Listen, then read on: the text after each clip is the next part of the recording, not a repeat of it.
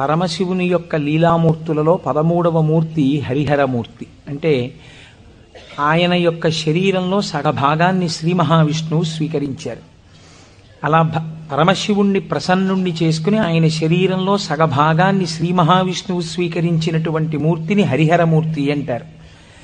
నువ్వు ఎటువంటి భక్తితో ఎటువంటి ఉపాసన చేసి శంకరుని యొక్క శరీరంలో అర్ధభాగాన్ని పొందావో ఆ ఉపాయాన్ని నాకు చెప్పవలసినది అని పార్వతీదేవి నారాయణుణ్ణి ప్రార్థన చేస్తే శ్రీమన్నారాయణుడు పార్వతీదేవికి ఉపదేశం చేసినటువంటి స్తోత్రమే శివాష్టోత్తర శతనామ స్తోత్రం. ఈ శివాష్టోత్తర శతనామ స్తోత్రాన్ని ఆధారం చేసుకుని పార్వతీదేవి శంకరుడి యొక్క శరీరంలో అర్ధభాగాన్ని పొందింది. అది 14వ స్వరూపం. దాన్ని అర్ధనారీశ్వర స్వరూపము అని పిలుస్తారు. మనకి కూడా కావలసింది మనుష్య జన్మ యొక్క పరమ ప్రయోజనం భగవంతుడితో ఐక్యమే కనుక శివాష్టోత్తర శతనామ స్తోత్రాన్ని ప్రదోష వేళలో చదవడం మనకి ఇహమునందు సమస్తమైన కోర్కెలని తీరుస్తుంది, పారలౌకిక సుఖమును భగవంతుని యొక్క అనుగ్రహాన్ని మన యందు ప్రసరింపచేస్తుంది. నిన్నటి రోజున శివనామం గురించి మీతో కొంత నేను ప్రస్తావన చేసి ఉన్నాను. శివో మహేశ్వర అని పిలుస్తారు. ఈ మహేశ్వర అనబడేటటువంటి నామం చిత్రమైనటువంటి నామం. మనకి మంత్రపుష్పం చెప్పినప్పుడు ఒక మాట చెప్తుంటాం, ఈశాన సర్వ విద్యానాం ఈశ్వర సర్వభూతానాం బ్రహ్మాధిపతిర్బ్రహ్మణోధిపతిర్బ్రహ్మ శివో మే అస్తు సదాశివోం అని. సర్వమంగళములకు కారణమైనటువంటి వాడు, సర్వ జగన్నియామకుడు, సృష్టి స్థితి లయలు చేసేటటువంటి వాడు, తానొక్కడే అయి ఉండి కానీ సృష్టి చేసినప్పుడు ఒకడిగా, స్థితికారకుడిగా ఉన్నప్పుడు ఒకడిగా, లయకారకుడిగా ఉన్నప్పుడు ఒకడిగా, మూడుగా కనపడుతూ ఆయన యొక్క అనుగ్రహము చేత జ్ఞానము కలిగినప్పుడు అవి మూడు కావు ఒక్కటే అన్న జ్ఞానము ఎవరి నుంచి ప్రసరిస్తుందో ఆయన మహేశ్వరుడు. ఆయనే మూడుగా కనపడేటటువంటి ఒక్కటి. అందుకే పోతన గారు భాగవతంలో ఒక చోట ఒక మాట అంటారు, 3 మూర్తులకును 3 రూపములకు 3 కాలములకు మూలమగుచు భేదమగుచు తుతి కభేదమయ్యొప్పారు బ్రహ్మమనగ నీవే పాలనయన అని పిలుస్తారు. 3 రూపములకు మనకి సృష్టి స్థితి లయ అని 3 మాటలు వాడుతుంటాం. సృష్టి అంటే పూర్వం లేనటువంటి దాన్ని మన కంటికి కనపడేటట్టుగా ఒక కొత్త వస్తువు తయారగుట, ఒక కొత్త ప్రాణి ఆవిర్భవించుట, దానికి సృష్టి కార్యము అంటారు. స్థితి అంటే వచ్చినటువంటి పదార్థము కొంతకాలం అలా క్షేమంగా ఉండుట. లయము అంటే ఎక్కడి నుంచి వచ్చిందో అక్కడికి వెళ్ళిపోవుట. అయితే చాలామందికి ఒక తప్పు అభిప్రాయం ఉంటుంది. రుద్రుడు లేదా శివుడు అనేటప్పటికీ ఆయన సంహారకర్త, అనగా చంపేస్తాడు బాబోయ్. శంకరుణ్ణి ప్రార్థన చేస్తే ఆయన లయకారకుడు కదండి, చంపేస్తాడంటారు. కాదు, అన్ని వేళలా లయము అన్న శబ్దానికి అర్థం కేవలం చంపేయడం కాదు. ఆయన చాలా ఉదారుడై ఉంటాడు. మీకు నేను కొన్ని ఉదాహరణలు చూపిస్తాను. మనకి లయమునందు స్వల్పకాలిక లయము అని ఒక మాట ఉంది. స్వల్పకాలిక లయం అంటే ఏమిటో తెలుసా అండి? నేను ఆఫీస్కి వెళ్ళాననుకోండి, నా ప్రయోజనం ఏమిటి? ఆఫీస్కి వెళ్ళడం దేని గురించి అంటే నా ఇంట్లో ఉన్న భార్యాబిడ్డలు క్షేమంగా సంతోషంగా ఆనందంగా ఉండేటట్టుగా వాళ్ళకి కావలసినటువంటి ద్రవ్యమును సంపాదించడానికి ఆఫీస్కి వెడతాను. ఆఫీస్ ఎంత బాగున్నా నేను ఆఫీస్లో ఉండిపోను. ఆఫీస్కి వెళ్ళడం ఎందుకంటే ఇంటికి వచ్చేయడానికి తప్ప. ఆఫీస్కి వెళ్ళి ఆఫీస్లో ఉండిపోవడానికి ఆఫీస్కి ఎవరు వెళ్ళరు, ఇంటికి వచ్చేస్తారు. ఇంటికి వచ్చేస్తే అమ్మయ్యా ప్రాణం హాయిగా ఉందంటారు. మీరు చూడండి, తీర్థయాత్రలకు వెళ్ళిన వాళ్ళు ఓ మాట అంటుంటారు, ఓ 10 రోజులో 15 రోజులో యాత్రకు వెళ్ళినప్పుడు బాగుంటుంది. యాత్రకు వెళ్ళి రాగానే మొదట వచ్చే మాట ఏమిటంటే, భార్య భోజనం పెట్టగానే ఇంట్లో చారు అన్నం అయినా ఎంత సుఖంగా ఉందోనే అంటాడు. తన ఇల్లు అనేటప్పటికీ ఒక తృప్తి. అలాగే మీ యొక్క స్వస్వరూపమునందు మీరు నిలబడినప్పుడు సుఖదుఖములనేటటువంటివి లేకుండా పరమ ప్రశాంతమైన స్థితిలో మీరు ఉంటారు. మీ స్థితి అసలు ఏమిటి? ఆనందకరమైనటువంటి స్థితి. మరి దుఃఖం ఎందుకు వస్తుంది? మనస్సు యొక్క సంకల్ప వికల్పముల వలన దుఃఖం వస్తుంది. ఆ మనస్సు సుషుప్తిలో ఆత్మలోకి చేరిపోయింది అనుకోండి, ఏమీ తెలియని స్థితిలో, అది అజ్ఞానం అంటే మనం తెలుసుకోలేం. కానీ మీరు బాగా గాఢ నిద్ర పట్టినప్పుడు ఎలా ఉంది అన్నారనుకోండి, ఎవ్వడూ కూడా ఎంత దుఃఖంగా ఉందోనండి, అంత గాఢ నిద్ర పట్టింది, ఎంత ఏడుపు వచ్చిందో ఆ గాఢ నిద్రలో అన్నవాడు మీకు ప్రపంచంలో ఉండడు. బా ఎంత హాయిగా నిద్ర పట్టిందో అంటాడు. ఏమిటా హాయి? మనస్సు లేకపోవడమే హాయి. మనస్సు ఆత్మలోకి వెళ్ళిపోయింది. అలా వెళ్ళిపోయి ఆత్మగా ఉండిపోతే ఎంత సంతోషమో, ఎంత హాయో, ఎంత ఆనందమో. ఈ బాహ్యమును గురించినటువంటి ఎరుక అంతా ఆగిపోతుంది. ఆగిపోయినప్పుడు గొప్ప ఆనందాన్ని పొందుతాడు. ఇలా ఆనందాన్ని పొందినటువంటి స్వరూపము ఏది ఉన్నదో ఆ ఆనందమే శంకరుడు, ఆ ఆనందమే పరమశివుడు. ఆయన ఈ నిద్ర పోయినప్పుడు దీనిని స్వల్పకాలిక లయము అని పిలుస్తారు. నిద్ర పట్టలేదనుకోండి, అంతకన్నా భయంకరమైన స్థితి ప్రపంచంలో ఇంకోటి ఉండదు, అంతకన్నా దుఃఖం కూడా ఇంకోటి ఉండదు. ఒక్కరోజు రాత్రి 1 గంట వరకు నిద్ర పట్టలేదనుకోండి, పిచ్చెక్కినట్టుంటుంది, ఏం చెయ్యాలో అర్థం కాక. ఏదో అలవాటు ఉన్నవాడైతే పుస్తకం తీసుకాసేపు చదువుకుంటే వేరు మాట అనుకోండి. నిద్ర ఎవరు ఇస్తున్నారు?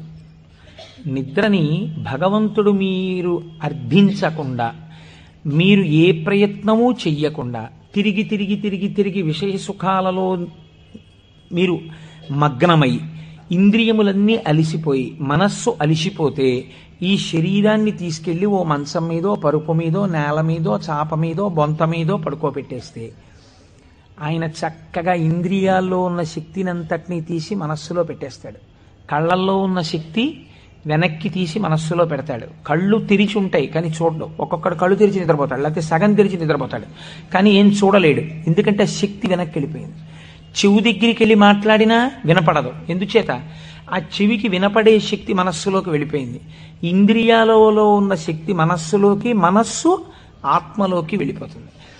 ఈ గాఢమైనటువంటి సుషుప్తి అనబడేటటువంటి నిద్రలో ఈశ్వరుడు మనకు ఒక గొప్ప ప్రయోజనాన్ని చేకూరుస్తాడు. దీన్నే స్వల్పకాలిక లయము అంటారు.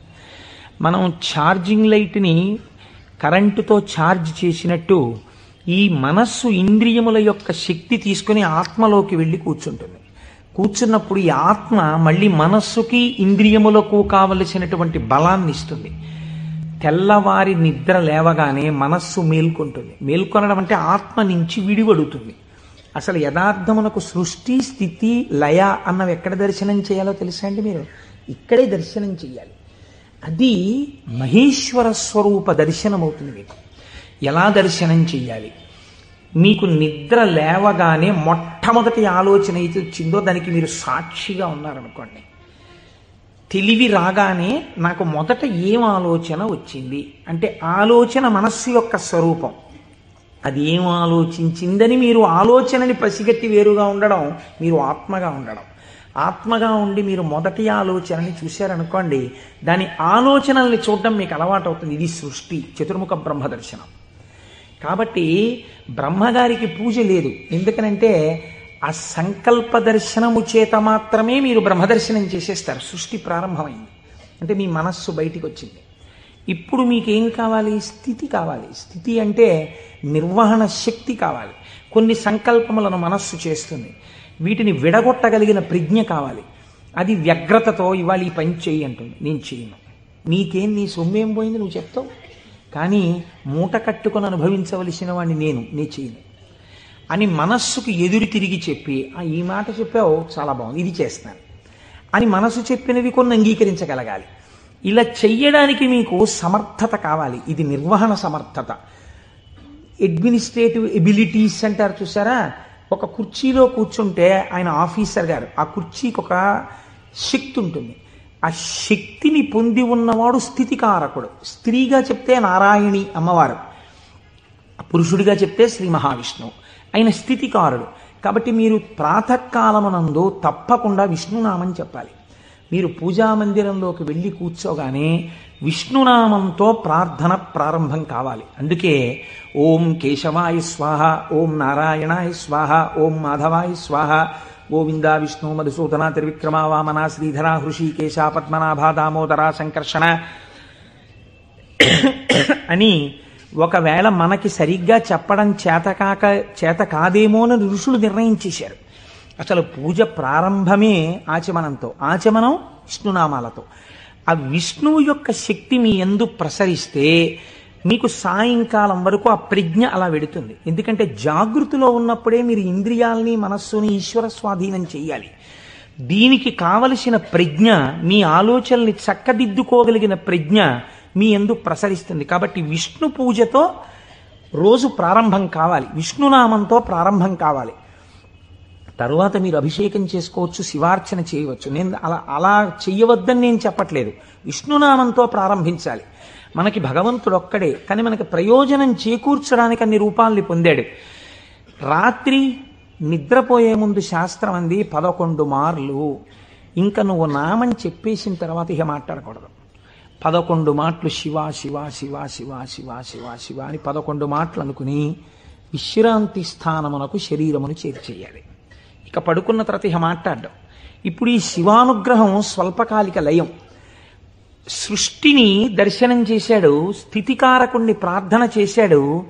ఈ రోజు చేసినటువంటి పనులన్నీ మంచి పనులైతే నిద్రలో నీకు సాత్వికమైనటువంటి ఆలోచనలు వస్తాయి. సాత్వికమైన ఆలోచనలతో, చిత్తశాంతితో, భయానకమైన కలలు రాకుండా హాయిగా నిద్రపుచ్చగలిగినటువంటి స్వరూపము స్వల్పకాలిక లయమైనటువంటి పరమశివ స్వరూపము.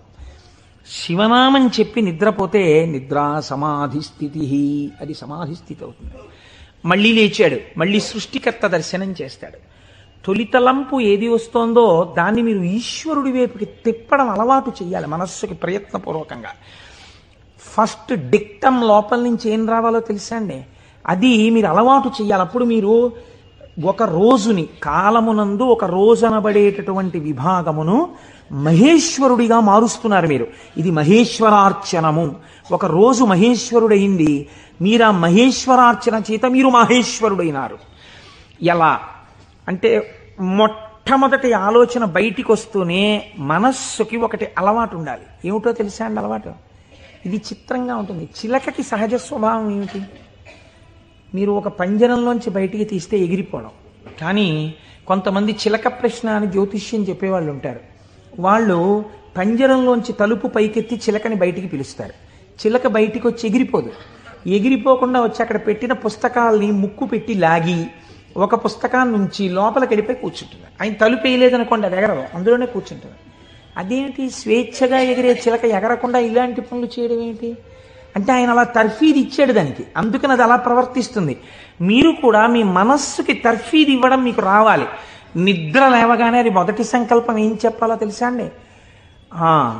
ఇప్పుడు నీ ఇంట నీ ఆరాధ్య దైవము, నీ కులదైవం ఎవరున్నారో వారు నువ్వు పడుకున్న వైపు నీ తల ఇటువైపు ఉన్నది.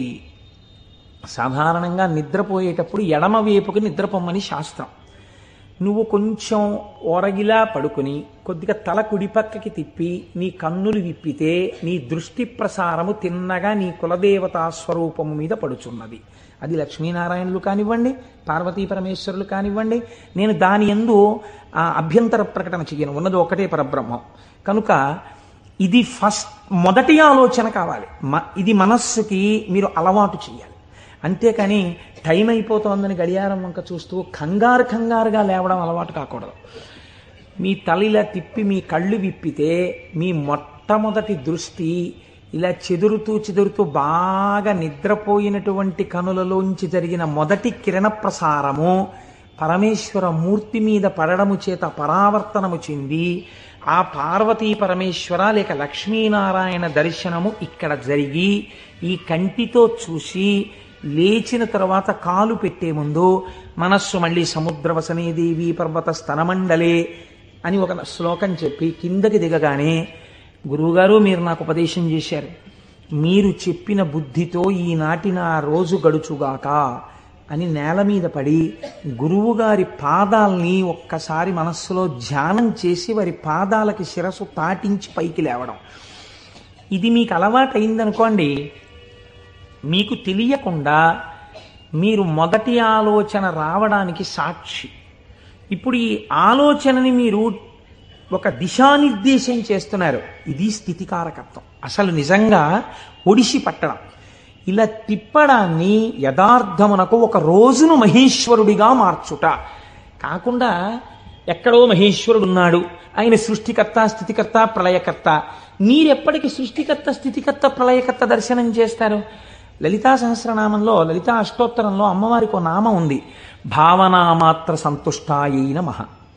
మీ భావన ఎలా ఉందో దాని చేత ఆవిడ సంతుష్టురాలవుతుంది, ఆవిడ ఆనందిస్తుంది. ఇక్కడ మీరు భావన చేస్తుంటే ఈ శక్తి అంతా ఆవిడే, ఇక్కడ ఉన్న శక్తి, ఇక్కడ ఉన్నటువంటి ప్రకృతి వికారమైన శరీరం ఆవిడే. ఇది ఆయన్ని కోరుతోంది. దీన్ని దానితో కలపాలని ఆవిడ తెర పైకెత్తుతుంది. ఇది మాయా అన్న అవనిక ఒక రోజున పైకెత్తేస్తుంది ఆవిడ. అప్పుడు మీరు దాంతో కలుస్తారు. ఇది జీవితంలో అనుసంధాన ప్రక్రియగా వెళ్ళవలసినటువంటి మహేశ్వర స్వరూపం. అంతేకాని మహేశ్వర స్వరూపం అనగా ఏదో దేవతలందరి చేత పూజింపబడువాడు, నేను దాన్ని దోషం అంటలేదు, నేను తప్పంటలేదు. కానీ మీరు అలా అనుసంధానం చేసుకుంటే అది భక్తికి బాగా పనికొస్తుంది. అందులో నేను ఎంత మాత్రము దోషమెంచను. కానీ మీకు ఇది నిత్య జీవితమునందు అలవాటులోకి తెచ్చుకోవలసినటువంటి ప్రక్రియ. మీరు ఇలా దర్శనం చేస్తూ వెళుతున్నారనుకోండి, మీ లయ పరమశివుడు. మీరు ఇప్పటిదాకా ఎవరితో కలిసి ఉన్నారు అని అడిగారనుకోండి, నిద్ర లేవగానే మీరు ధైర్యంగా చెప్పగలగాలి, నేను ఇప్పటి వరకు కైలాసమునందు పార్వతీ పరమేశ్వరులతో కలిసి ఉన్నాను. అది నా నిద్ర. ఎందుచేత? నా నిద్రని నేను అలా స్వీకరించాను. పడుకోబోయే ముందు నేను లేచినప్పుడు నేను చతుర్ముఖ బ్రహ్మ దర్శనము చేత సృష్టికర్త దర్శనమే నా యొక్క మేల్కొనుట. నా పూజామందిర ప్రవేశము స్థితికర్త యొక్క ప్రార్థన. నా నిన్నటి రోజు సృష్టికర్త, స్థితికర్త, ప్రళయకర్తల యొక్క సమాహారము, మహేశ్వర స్వరూపముగా నా చేత ఉపాసన చేయబడిన కాలము. కనుక నేనెవరినయ్యాను? మహేశ్వరోపాసన చేత నేను ఒక మహేశ్వరుడనైనాను. ఇది మీ జీవితమునందు రావలసిన ప్రక్రియ. ఇలా చెయ్యగా చెయ్యగా చెయ్యగా చెయ్యగా భ్రమరకీటక న్యాయంలో ఒకనాడు మీరు ఆ స్వరూపాన్ని పొందుతారు. ఇలా కాకుండా వేరొక రకమైనటువంటి ఆలోచనతో జీవితం వెళ్ళిందనుకోండి, వ్యగ్రతతో, అసలు మీరు ఆత్మలోంచి విడిపడడంలో మీకు కృతజ్ఞతాభావం లేదు. ఆ నిద్ర పట్టింది, లేవడం దేనికోసం? న్యూస్ పేపర్ కోసం. న్యూస్ పేపర్ తీస్తే ఏముంటుంది? న్యూస్ పేపర్కి ఎప్పుడు ఏం కావాలంటే మళ్ళీ రేపు కూడా మీరు 3 రూపాయలు ఇచ్చి కొనుక్కోవడానికి తగినటువంటి ఉద్వేగమును మీ యందు కల్పింపగలిగినటువంటి ప్రధానమైన వార్తని హెడ్లైన్స్గా వెయ్యాలి. అది పేపర్ టెక్నిక్. అంతేగాని మీ మనస్సుకి ఉల్లాసమును కల్పించేటటువంటి ఒక సాత్వికమైన విషయాన్ని తీసుకొచ్చి హెడ్లైన్స్గా వాళ్ళు ఎందుకు వేస్తారు? పేపర్ని కూడా మీరు దోషం పట్టకూడదు. అది వాళ్ళ యొక్క జీవన విధానం, అది పేపర్ యొక్క లక్షణం. అందరూ అలా కోరుకుంటున్నారు. కాబట్టి అందులో ఉద్వేగం ఉండి తీరుతుంది. ఉద్వేగము ఉండి తీరుతున్న విషయాన్ని నువ్వు ముందెళ్ళి పట్టేసుకుని పూజామందిరంలోకి వెళ్ళారనుకోండి, ఇప్పుడు మీ మనస్సు ఏమవుతుందంటే ఈ ఉద్వేగపూరితమైన విషయాన్ని మనస్సు పట్టుకుంది కాబట్టి దాన్ని పట్టుకు తిరుగుతుంటుంది. ఇక్కడ ఓం కేశవాయ స్వాహ, ఓం నారాయణాయ స్వాహ, ఓం మాధవాయ స్వాహ అంటుంటాడు. కానీ చూసా అక్కడ ఎలా అయిందో, ఎలా దెబ్బలాడుతున్నారు, ఏమిటో ఈ లోకం. ఇంకెందుకు పూజ అంటే పట్టుకోకూడని వస్తువును ముందు పట్టుకుని నువ్వు ప్రారంభం చేశావు. మనస్సు చించలమైంది. దానికి సాత్విక భావనతో ప్రారంభం చెయ్యాలి. పరమ సత్వగుణ ప్రధానుడై, స్థితికారకుడై మీ మనస్సుని ఆహ్లాదపూరితముగా ఉంచి ఈశ్వరాభిముఖం చేయగలిగిన శక్తి విష్ణు శక్తి. అందుకని విష్ణునామంతో రోజు ప్రారంభం కావాలి. కనుక ఇది మీరు నిత్య జీవితంలోకి మహేశ్వర స్వరూపాన్ని తెచ్చుకోవలసినటువంటి విధానం. ఇప్పుడు ఈ మహేశ్వరుడు మీరు మామూలుగా వాంగ్మయ రీత్యా చూసినప్పుడు ఈయన నియంత నియంత అన్న మాట నేను తేలికగా ఎందుకు వాడేశానో తెలుసా అండి? అది పౌరాణికమైన భాషలో వాడబడిన మాట కాదు. నువ్విలా ఎందుకు చేశావు అని వేరొకరు అడగలేనివాడు. ఈ ఈశ్వరుడు యొక్క స్థితి ఎలా ఉంటుందంటే, అసలు మీరు అలా అడగడానికి వస్తువును ఆయన మీకు దూరం చెయ్యాలి, మీ చేత ఏడిపించాలి. అది ఆయన తప్ప ఒప్ప? మీరు చేసిన పాపపుణ్యాలను ఆయన లెక్క రాసుకున్నాడు. నాకు వద్దు అంటే, నాకు దుఃఖం వద్దంటే చెయ్యకు పాపం. దుఃఖం వద్దనుకుంటే పాపం చెయ్యకు. ఈశ్వరుడు నీకు పుణ్యమే చేస్తే నీకు సుఖమే ఇవ్వడానికి ఆయన సిద్ధంగా ఉన్నాడు. నువ్వు బురదగుంటలో పడుకుని నాకు పన్నీటి వాసనలు కొట్టాలి నా శరీరం అంటే ఎందుకు కొడుతుంది? ఎలా కొడుతుంది? నువ్వు ఏం చేశావో దాని ఫలితాన్ని నువ్వు పొందుతుంటావు. కాబట్టి ఈశ్వరుడు నీ కంటికి కనపడి ఫలితాన్ని ఇవ్వడు. వెనక నుండి ఫలితాన్ని ఇస్తాడు. ఇదే పోతన గారు అంటారు, స్త్రీ పురుష నపుంసకమూర్తియును కాక తిర్యక అమర నరాది మూర్తియును కాక కర్మ గుణ భేద సరసత్ప్రకాశి కాక వెనుకనన్నియుతానగు విభుతలంతు. ఆ వెనకనున్న పరమాత్మ ఉన్నాడే, నేను ఆయనకి నమస్కరిస్తున్నాను అన్నారు. ఇప్పుడు చూడండి, ఆ మహేశ్వర శబ్దం గురించి అన్నారు, త్వం ఈశ్వరాణం పరమం మహేశ్వరం తం దేవతానాం పరమంచ దైవతం. దేవతలందరూ కూడా ఎవరిని ప్రార్థన చేసి నమస్కరిస్తారో, సర్వ జగత్తుని ఎవడు నియమించి పోషించి రక్షించుతున్నాడో, ఎవడు దీనిని నిలబెడుతున్నాడో, ఎవడు తనలోకి తీసేసుకుంటున్నాడో వాడే మహేశ్వరుడు. వాడు సర్వజగన్నియామకుడు, వాడు పరబ్రహ్మమై ఉన్నాడు. ఇటువంటి పరబ్రహ్మము నీకెక్కడ దర్శనమవుతుంది అని అడిగారు. చూడవచ్చా? నాకు ఎప్పుడైనా ఇలాంటి వాడిని ఒకసారి చూడాలనిపించింది అంటే శాస్త్రం అంది, మహేశ్వర దర్శనము చెయ్యడానికి మహేశ్వర దర్శనము చెయ్యాలన్న తాపత్రయము నీకు కలగాలి అంది. ఇదొక చిత్రమైన మాట అండి. మీరు కొంచెం జాగ్రత్తగా ఆలోచించండి. ఒక మహాపురుషుడు ఒక ఆయన ఉన్నాడు ఈ లోకంలో. కృష్ణావధానుల గారని ఒక ఆయన ఉన్నారు. ఆయన ఒక మహాపురుషుడు. వేదం చదువుకోవడం కాదు, చదువుకున్న వేదాన్ని నిరంతరము అనుష్ఠానములోకి తెచ్చుకున్నవారు. అంతటి మహాపురుషుడు ఆయన. అలాగా అండి, అంటే ఏం చేస్తుంటారండి అంటే, 4 ఆవుల మధ్యలో తుఫాన్ వచ్చి పాక కొట్టుకుపోతే 10,000 రూపాయలు పట్టుకొచ్చి ఎవరో ఇస్తే శివాలయం కట్టడానికి విరాళం ఇచ్చేసి, శివుడికి ముందు గుడి కట్టండి తర్వాత నేను ఉంటాను లేండని ఆవుల మధ్యలో కాపరం చేసి బతికినవాడు. అంతటి మహానుభావుడు. తను నమ్ముకున్న వేదాన్ని నిరంతరము ఆచరణలో పెడతారు. వారు నా గృహప్రవేశానికి వచ్చారు. వస్తే ఆ రోజు నేను కొంచెం ఈ సంభారాలన్నీ పూర్తి చేసుకుని వేద పఠనం ఏర్పాటు చేసి నేను ఇంట్లోకి వెళ్ళేటప్పటికీ కించిత్ అసుర సంధ్య వేళయింది. నేను వెళ్ళేటప్పటికి వారు వెళ్ళిపోతున్నారు. అరేదే ఇదేంటి వెళ్ళిపోతున్నారు కృష్ణావధానులు గారు, అలా వెళ్ళిపోరే, ఈ కోటేశ్వరరావు మనం వచ్చేటప్పటికి లేడు, స్వాగతం చెప్పలేడని కోపగించుకుని వెళ్ళిపోయే మనిషి కారేవారు, ఎందుకు వెళ్ళిపోతున్నారు? ఓహో అసుర సంధ్య వేళ, సంధ్యావందనానికి ఎడుతూ ఉండాలి అనుకున్నాను. ఎవరినో పిలిచి కృష్ణావధానులు గారు ఎక్కడికి ఎడుతున్నారండి? వెంకటేశ్వర స్వామి గుళ్ళో కూర్చుని సంధ్యావందనం చేసుకోవడానికి ఎడుతున్నారు.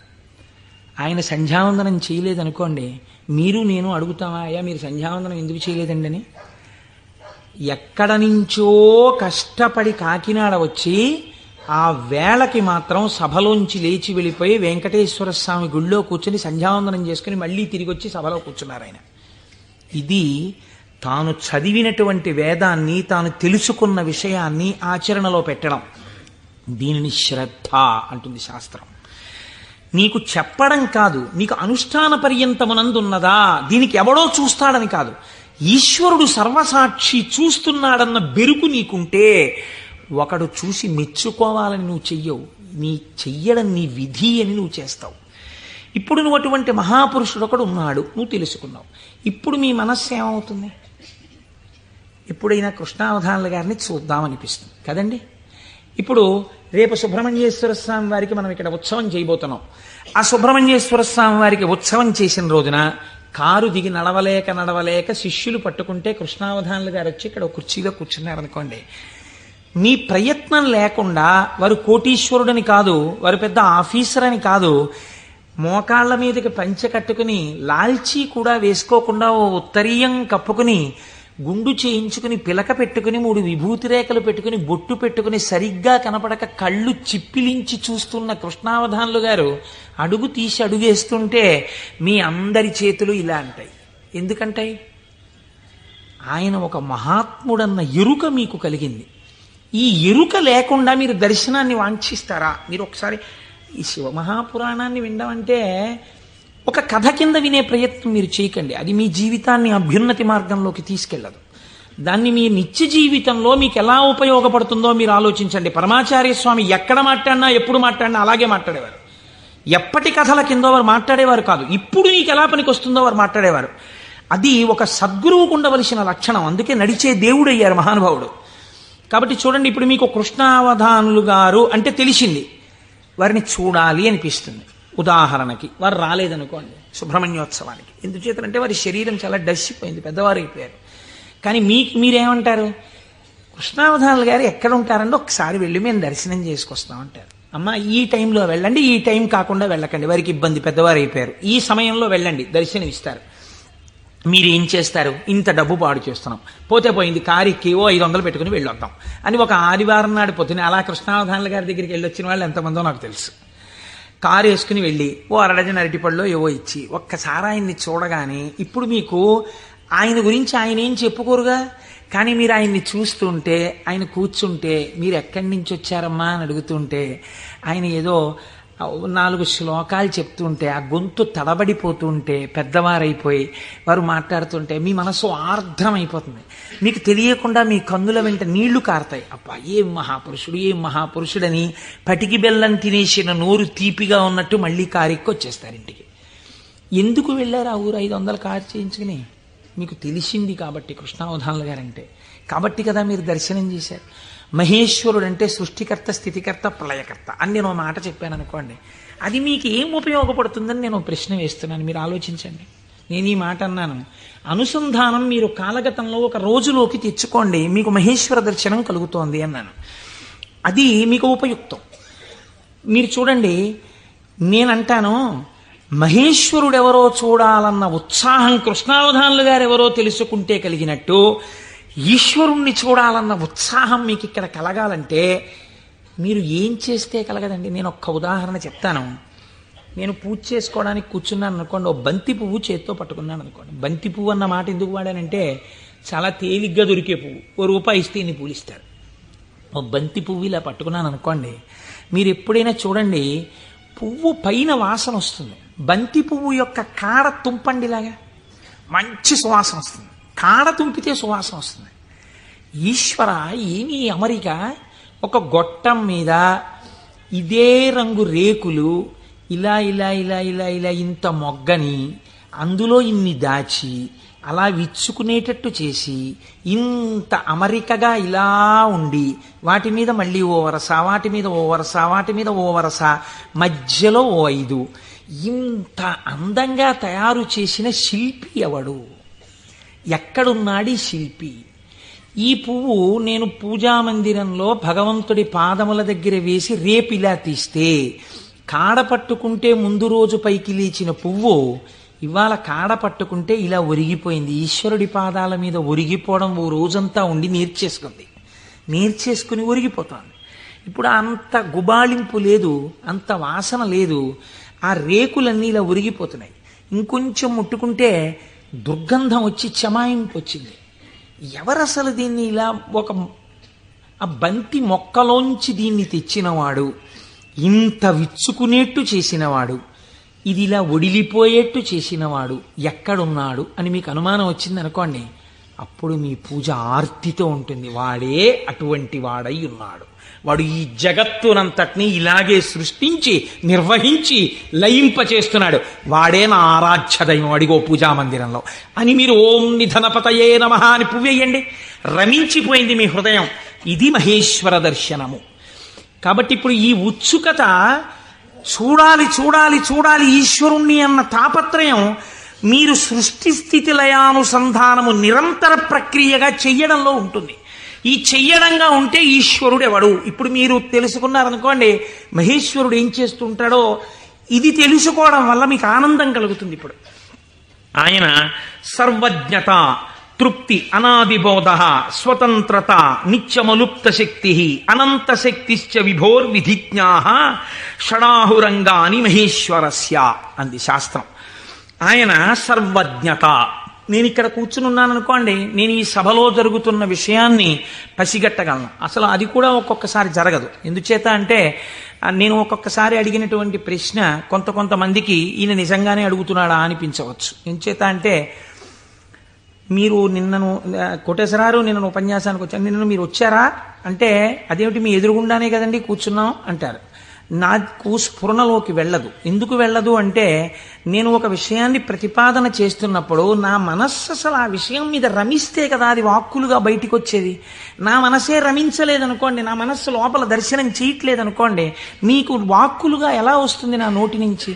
నా మనస్సు అక్కడ ఉండిపోయినప్పుడు నా కన్నులు ఇలా తిరిగినా ఏవో కళ్ళంలోంచి మనస్సులో కెడతాయి, కానీ ఇవన్నింటినీ మనసు పట్టుకుంటోందని మీరు అనుకుంటున్నారా? పట్టుకోవట్లేదు. ఎందుకనంటే ఆ మనసు వేరొక వస్తువును పట్టుకుని ఉంది. దానికోసం ఉపన్యాసం చెప్పడం, ఇంకో ప్రయోజనం కోసం కాదు. ఇలా కూర్చుంటే కాసేపు పట్టుకుంటుంది ఆ వస్తువునని. కాబట్టి ఇప్పుడు అది పట్టుకుని ఉంది, కాబట్టి ఇది పట్టుకోదు, ఇది వదిలిపెట్టేసింది. కాబట్టి కన్ను చూసినా మనస్సు పట్టుకోకుండా వదిలిపెడుతోంది. అలా మీకు నా యొక్క సర్వజ్ఞత యందు ఒక పరిధి ఉంది. నేను ఇక్కడే ఉన్నా నాకు కొన్ని తెలియవు. ఈశ్వరుడు అలా కాదు. మహేశ్వరుడంటే సమస్త ప్రాణుల యొక్క హృదయగతమైన అభిప్రాయములను కూడా తెలుసుకోగలడు. మీరు బాగా గుర్తుపెట్టుకోండి. మీరు చేస్తున్న పూజని చూసి నేను పూజ చేసుకుంటున్నాను అనుకోండి, ఉదాహరణ, వేరొకరి మీద ఎందుకు పెట్టాలి? నేను పరమ డాంబికంగా ఇన్ని పువ్వులు పెట్టుకుని ఓం నిధనపతయే నమః, ఓం నిధనపతాంతికాయ నమః, ఓం ఊర్ధ్వాయ నమః, ఓం ఊర్ధ్వలింగాయ నమః అన్న పూజామందిరంలో కూర్చుని పుష్పార్చన చేస్తున్నాను అనుకోండి.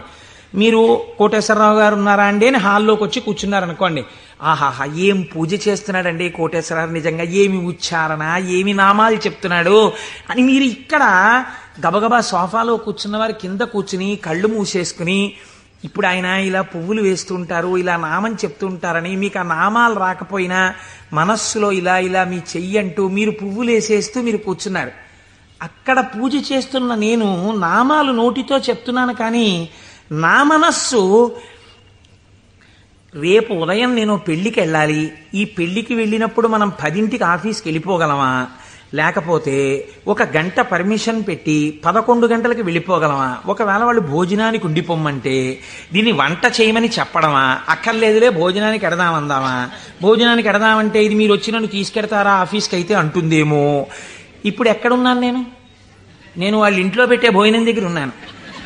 పైకి ఏం చేస్తున్నాను? ఓం నిధనపతయే నమః, ఓం నిధనపతాంతికాయ నమః. నా పూజ వింటున్నవాడు, హాల్లో కూర్చున్నవాడు ఏం చేస్తున్నాడు? ఆయన కోటేశ్వరారు ఎంత బాగా పూజ చేసుకుంటున్నారో అని తను వచ్చిన పని మర్చిపోయి తను రమించిపోయి ఇక్కడ ఈశ్వరుణ్ణి చూస్తాని పాదాల మీద బొడ్డు మల్లెలు వేసేస్తున్నాడు. ఇప్పుడు పూజ చేసిన ఫలితం ఈశ్వరుడు ఎవరికి వేస్తాడో తెలుసా అండి? హాల్లో కూర్చుని ఆయనకి వేస్తాడు. కోటేశ్వరరావుకి ఏమేస్తాడో తెలుసా అండి? ఆయన పూజ చేసుకునేటట్టుగా గట్టిగా నామాలు చెప్పిన ఫలితం వేస్తాడు. చూసారా? ఇది సర్వజ్ఞత. ఇది మీకు దొరకదు. మీరేమంటారు? నేను బయటకు వస్తే కోటేశ్వరరావు పూజ చేసుకున్నారంటారు. హృదయగతమైన అభిప్రాయమును పట్టగలిగిన వాడు. అందుకే శివానందలహరిలో శంకరాచార్యుల వారు మాట అన్నారు, వటుర్వా గేహీవా ఇతిరపి జటీవా తదితరో నరోవా యక్కశ్చిద్భవతు భవకింతేన భవతి యదీయం హృత్పద్మం యది భవతధీనం పశుపతేః తదీయస్త్వం శంభో భవసి భవభారంచ వహసి. నువ్వు వటువా మాకు చెప్పకు. నేను ఉపనయనం చేసుకున్న వటువునండి, ఏం కావాలి మాకైతే? నువ్వు సంధ్యావందనం చేస్తావా, గాయత్రి చేస్తావా చెప్పు. గేహీవా, నేను గృహస్థాశ్రమంలో ఉన్నాను, అయితే ఎవరికి గొప్ప? గేహీవా యతిరపి జటీవా తదితరో, అబ్బో మిగిలిన ఆశ్రమాలు ఏవైతే కానివ్వండి, మాకేమిటి గొప్ప? ఇవి కాదు. నీ మనస్సుని ఈశ్వరుడి పాదముల మీద పెట్టడం నీకొచ్చా? నీకొస్తే చెప్పు. ఈశ్వరుడు నీ వెంట పరిగెడుతున్నాడు. నీ మనస్సు అక్కడ పెట్టడానికి నువ్వు చేస్తున్నటువంటి పరిశ్రమకు పూజ అని పేరు. నీకు అది అలవాటు అవ్వడానికి పూజ చేస్తున్నావు. నువ్వు అది అలవాటు అయిపోతే ఎక్కడున్నా పూజ చేయగలవు. అంటే దాని అర్థం పూజ మానేయమని కాదు. కాబట్టి హృదయగతాభిప్రాయమును పట్టగలిగినటువంటి వాడు. ఇది సర్వజ్ఞత, స్వతంత్రత. ఇవి రెండు ముడిపడి ఉంటాయి ఈశ్వరుడితోటి. అన్నీ చూస్తుంటాడు. ఏకకాలమునందు సమస్త చరాచర జగత్తులో ఉన్నటువంటి ప్రాణుల యొక్క హృదయాంతర్గత భావములను తాను చూస్తాడు. చూసి ఆ భావముల యొక్క పరిపుష్టి చేత మోక్షాన్ని కూడా అనుగ్రహించేస్తాడు. మీకు పైకి దొరకదు. మీకు ఒక్క నాటికి పైకి చూస్తే దొరకదు. నేను మీకు దీనికి ఒక ఉదాహరణ చెప్తాను. మనం ఇవి వినటం చేతనే పరమశివుడు ప్రసన్నుడవుతాడు. పెరియ పురాణం అని మనకి నాయనార్ల చరిత్ర చెప్తుంది. అందులో శాక్య నాయనార్ అని ఒక నాయనార్. ఆయనకి గొప్ప శివభక్తి తత్పరుడు. కానీ ఆయన ఉన్నటువంటి రోజులు ఎటువంటివంటే శివుడి గురించి మాట్లాడడం కానీ, శివ అన్న నామం చెప్పడం కానీ, శివార్చన చెయ్యడం కానీ కుదరనటువంటి భయంకరమైన పరిస్థితులలో ఆనాటి రోజులున్నాయి. లోపల పరమభక్తి, శివారాధన చెయ్యాలని. కాంచీపురంలో ఉండేవాడు మహానుభావుడు. శివలింగాన్ని ఒక దాన్ని తీసుకొచ్చి రోడ్డు మీద పెట్టారు ఆ రోజుల్లో.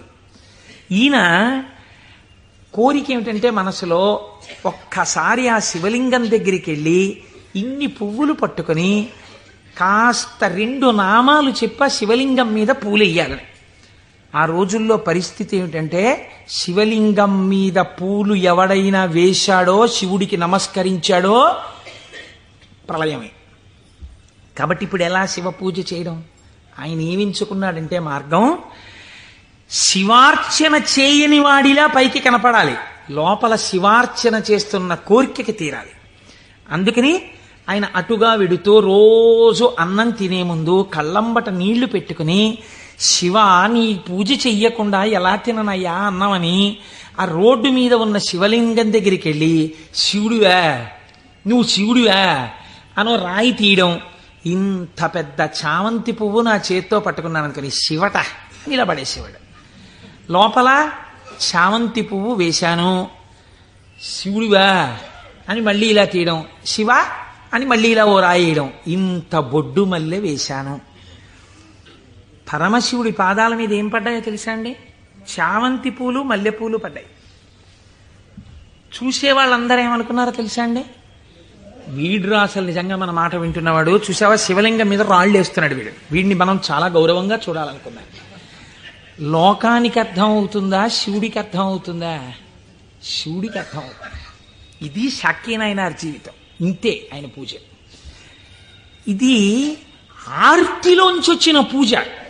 ఒకరోజు ఆయన అన్నం తినడానికి కూర్చున్నాడు, భార్య వడ్డించింది. వడ్డిస్తే అన్నం తినబోయాడు. శర్వహ అనో నామం జ్ఞాపకానికి వచ్చింది.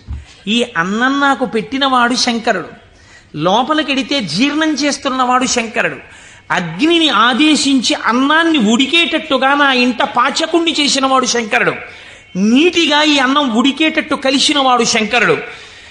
నేను శంకరుణ్ణి, నేను పశువు తిన్నట్టు ఈ అన్నం తినడానికి వచ్చాను. ఇవాళ శివలింగం మీద 4 పువ్వులు వేయడం మర్చిపోయానని అన్నపు పళ్ళెం దగ్గర లేచి భార్యకి చెప్పకుండా పరుగున శివలింగం దగ్గరికి వెళ్ళాడు. పూజ చేయకూడదు, పరిస్థితులు ఎలా ఉన్నాయి? నిలబడి 4 రాళ్ళు తీసి శివుడివా అని మళ్ళీ వేశాడు. వేస్తూ ఇంతకన్నా చెయ్యలేకపోతున్నానయా అని కన్నుల నీరు కార్చాడు. వెంటనే ఈశ్వరుడు ఆయనకి నటరాజమూర్తిగా సాక్షాత్కరించి తనలోకి కలిపేసుకున్నాడు. ఇప్పుడు మీరు చెప్పండి, శాక్యనాయనార్ జీవితంతో మీకేమర్థం అవుతోంది? మహేశ్వరుడన్న శబ్దం చేత మీ సంకల్పములను, మీ హృదయ శుద్ధిని, మీ చిత్తశుద్ధిని చూడగలిగినవాడు. ఇది ఆయన స్వతంత్రత. ఇప్పుడు మీరు బాహ్యంలో ఆయన లోపల చేసింది మీకు తెలియదు. అంటే శంకరుడి మీద రాళ్లు వేసినటువంటి వాడికి మోక్షం ఇచ్చినవాడు శంకరుడు అని మీరు సిద్ధాంతం చేశారనుకోండి, మీరు నేను అలా వేస్తే ప్రమాదాలు వస్తాయి. కాబట్టి లోపల ఏ భావనతో ఒక్క రాయి వేసినా దాన్ని భావనకి అనుగుణంగా తీసుకుని ఉద్ధరించి, చాలు పొంగిపోయాను రా నీ భక్తికని అన్నం విడిచిపెట్టి 4 రాళ్లతో పూజ చేసిన వాడికి మోక్షం ఇచ్చినవాడు. ఇలా చేస్తే మోక్షం ఇవ్వాలని ఏమైనా రూలుందా? అలా నియమాలు ఏముండవు. ఈశ్వరుడి స్వతంత్రత, ఆయన ఇయ్యగలడు. ఇది మహేశ్వర శబ్దము చేత ప్రతిపాదింపబడుతుంది. ఇది ఆయన శక్తికి లోపం ఉండదు. ఆయన ఇది చేశాడు కాబట్టి ఇంక ఇది చెయ్యలేడని మీరు చెప్పలేరు. ఆయన శక్తి క్షీణించిపోయిందండి, ఆయన అలిసిపోయాడండి, అలా ఏం ఉండదు. నిరంతర ఉత్సాహముతో ఉంటాడు. ఎప్పుడూ ఆయన శక్తి క్షీణించడం అన్నది ఉండదు. అటువంటి వాడెవడో సర్వజ్ఞత, తృప్తి అన్న మాట ఎప్పుడు వస్తుందండి? మీరు చూడండి, ఒక ఆయనకి పెద్ద బంగళా ఉంది, కానీ ఆయన ఎప్పుడు ఎక్కడ కూర్చుని ఉంటారంటే ఆ ఇంటి పెరట్లో ఓ చక్కటి పూల తోట ఉంది, అందులో ఆయన ఒక ఈజీ చైర్ వేసుకుని అందులో కూర్చుని ఉంటారు. ఎక్కువ మా దొరగారు ఎక్కువగా వేప చెట్టు కింద కూర్చుని ఉండేవారు. వేప చెట్టు కింద కూర్చుని దొరగారు ఉన్నారు కాబట్టి దొరగారు ఇంట్లో ఉండడానికి అవకాశం. ఐశ్వర్యవంతులు శిష్యులున్నారు. ఏమిటి ప్రారంధం? ఇన్ని కన్నాలతో ఉన్నటువంటి తువ్వాలతో ఎలా తుడుచుకుంటున్నారు? మీకు ఒక మంచి తువ్వాలే కొనివ్వలేమా అన్నారంటే ఆయన అన్నారు, ఎవరు చెప్పారు మీకు నా తువ్వాలు కన్నాలతో ఉందని? సహస్రాక్షుడే నా తువ్వాలు, ఇంద్రుణ్ణి తువ్వాలుగా తుడుచుకుంటున్నాను, అందుకే చూడండి దానికి 1000 కళ్ళుంటాయన్నారు. ఇది తృప్తి. తనకిది లేదన్న భావన ఉండదు. అంతా నాదే, నాది కాంతి ఏమిటన్న భావనతో బతుకుతారు పెద్దలు. కాబట్టి అటువంటి తృప్తి మహేశ్వరుడి సొత్తు. కాబట్టి ఇటువంటి స్వతంత్రత, ఇటువంటి శక్తి కలిగిన వాడు ఏదైనా చేయగలడు.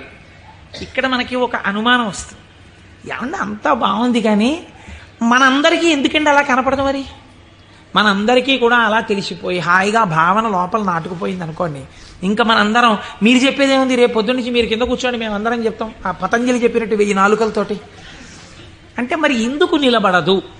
ఇది మీరు చాలా జాగ్రత్తగా కనిపెట్టవలసినటువంటి రహస్యం శాస్త్రంలో. మాయినంతు మహేశ్వరం, ఆయన మాయ ఆయనని చూడకుండా మిమ్మల్ని అడ్డగిస్తుంది. ఆ మాయ ఆయన అనుగ్రహం చేతనే తొలగుతుంది. మాయ అంటే ఉన్నదా లేనిదా? ఉన్నట్టు కనపడి లేనిది. అది చిత్రం. అది ఎవరిది? ఈశ్వరుడిదే. ఈశ్వరుడిదే అయిన మాయ ఈశ్వరుణ్ణి కనపడకుండా చేస్తుంది. ఏమిటండి మీ మాటలు అయోమయంగా ఉన్నాయి? నేను మీకు ఉదాహరణ చెప్తాను. మేఘం ఎవరి వలన వచ్చింది? సూర్యుడి వలనే వచ్చింది. సూర్యుడు సముద్రములో ఉన్నటువంటి నీటిని లాగాడు. నీటిని లాగితే నీటి ఆవిరిగా వచ్చి మేఘం ఏర్పడింది. ఈ మేఘం సూర్యుడికి అడ్డొచ్చింది. ఇప్పుడు సూర్యుడు కనపడ్డా? కనపడ్డ మేఘం అడ్డొచ్చేసింది.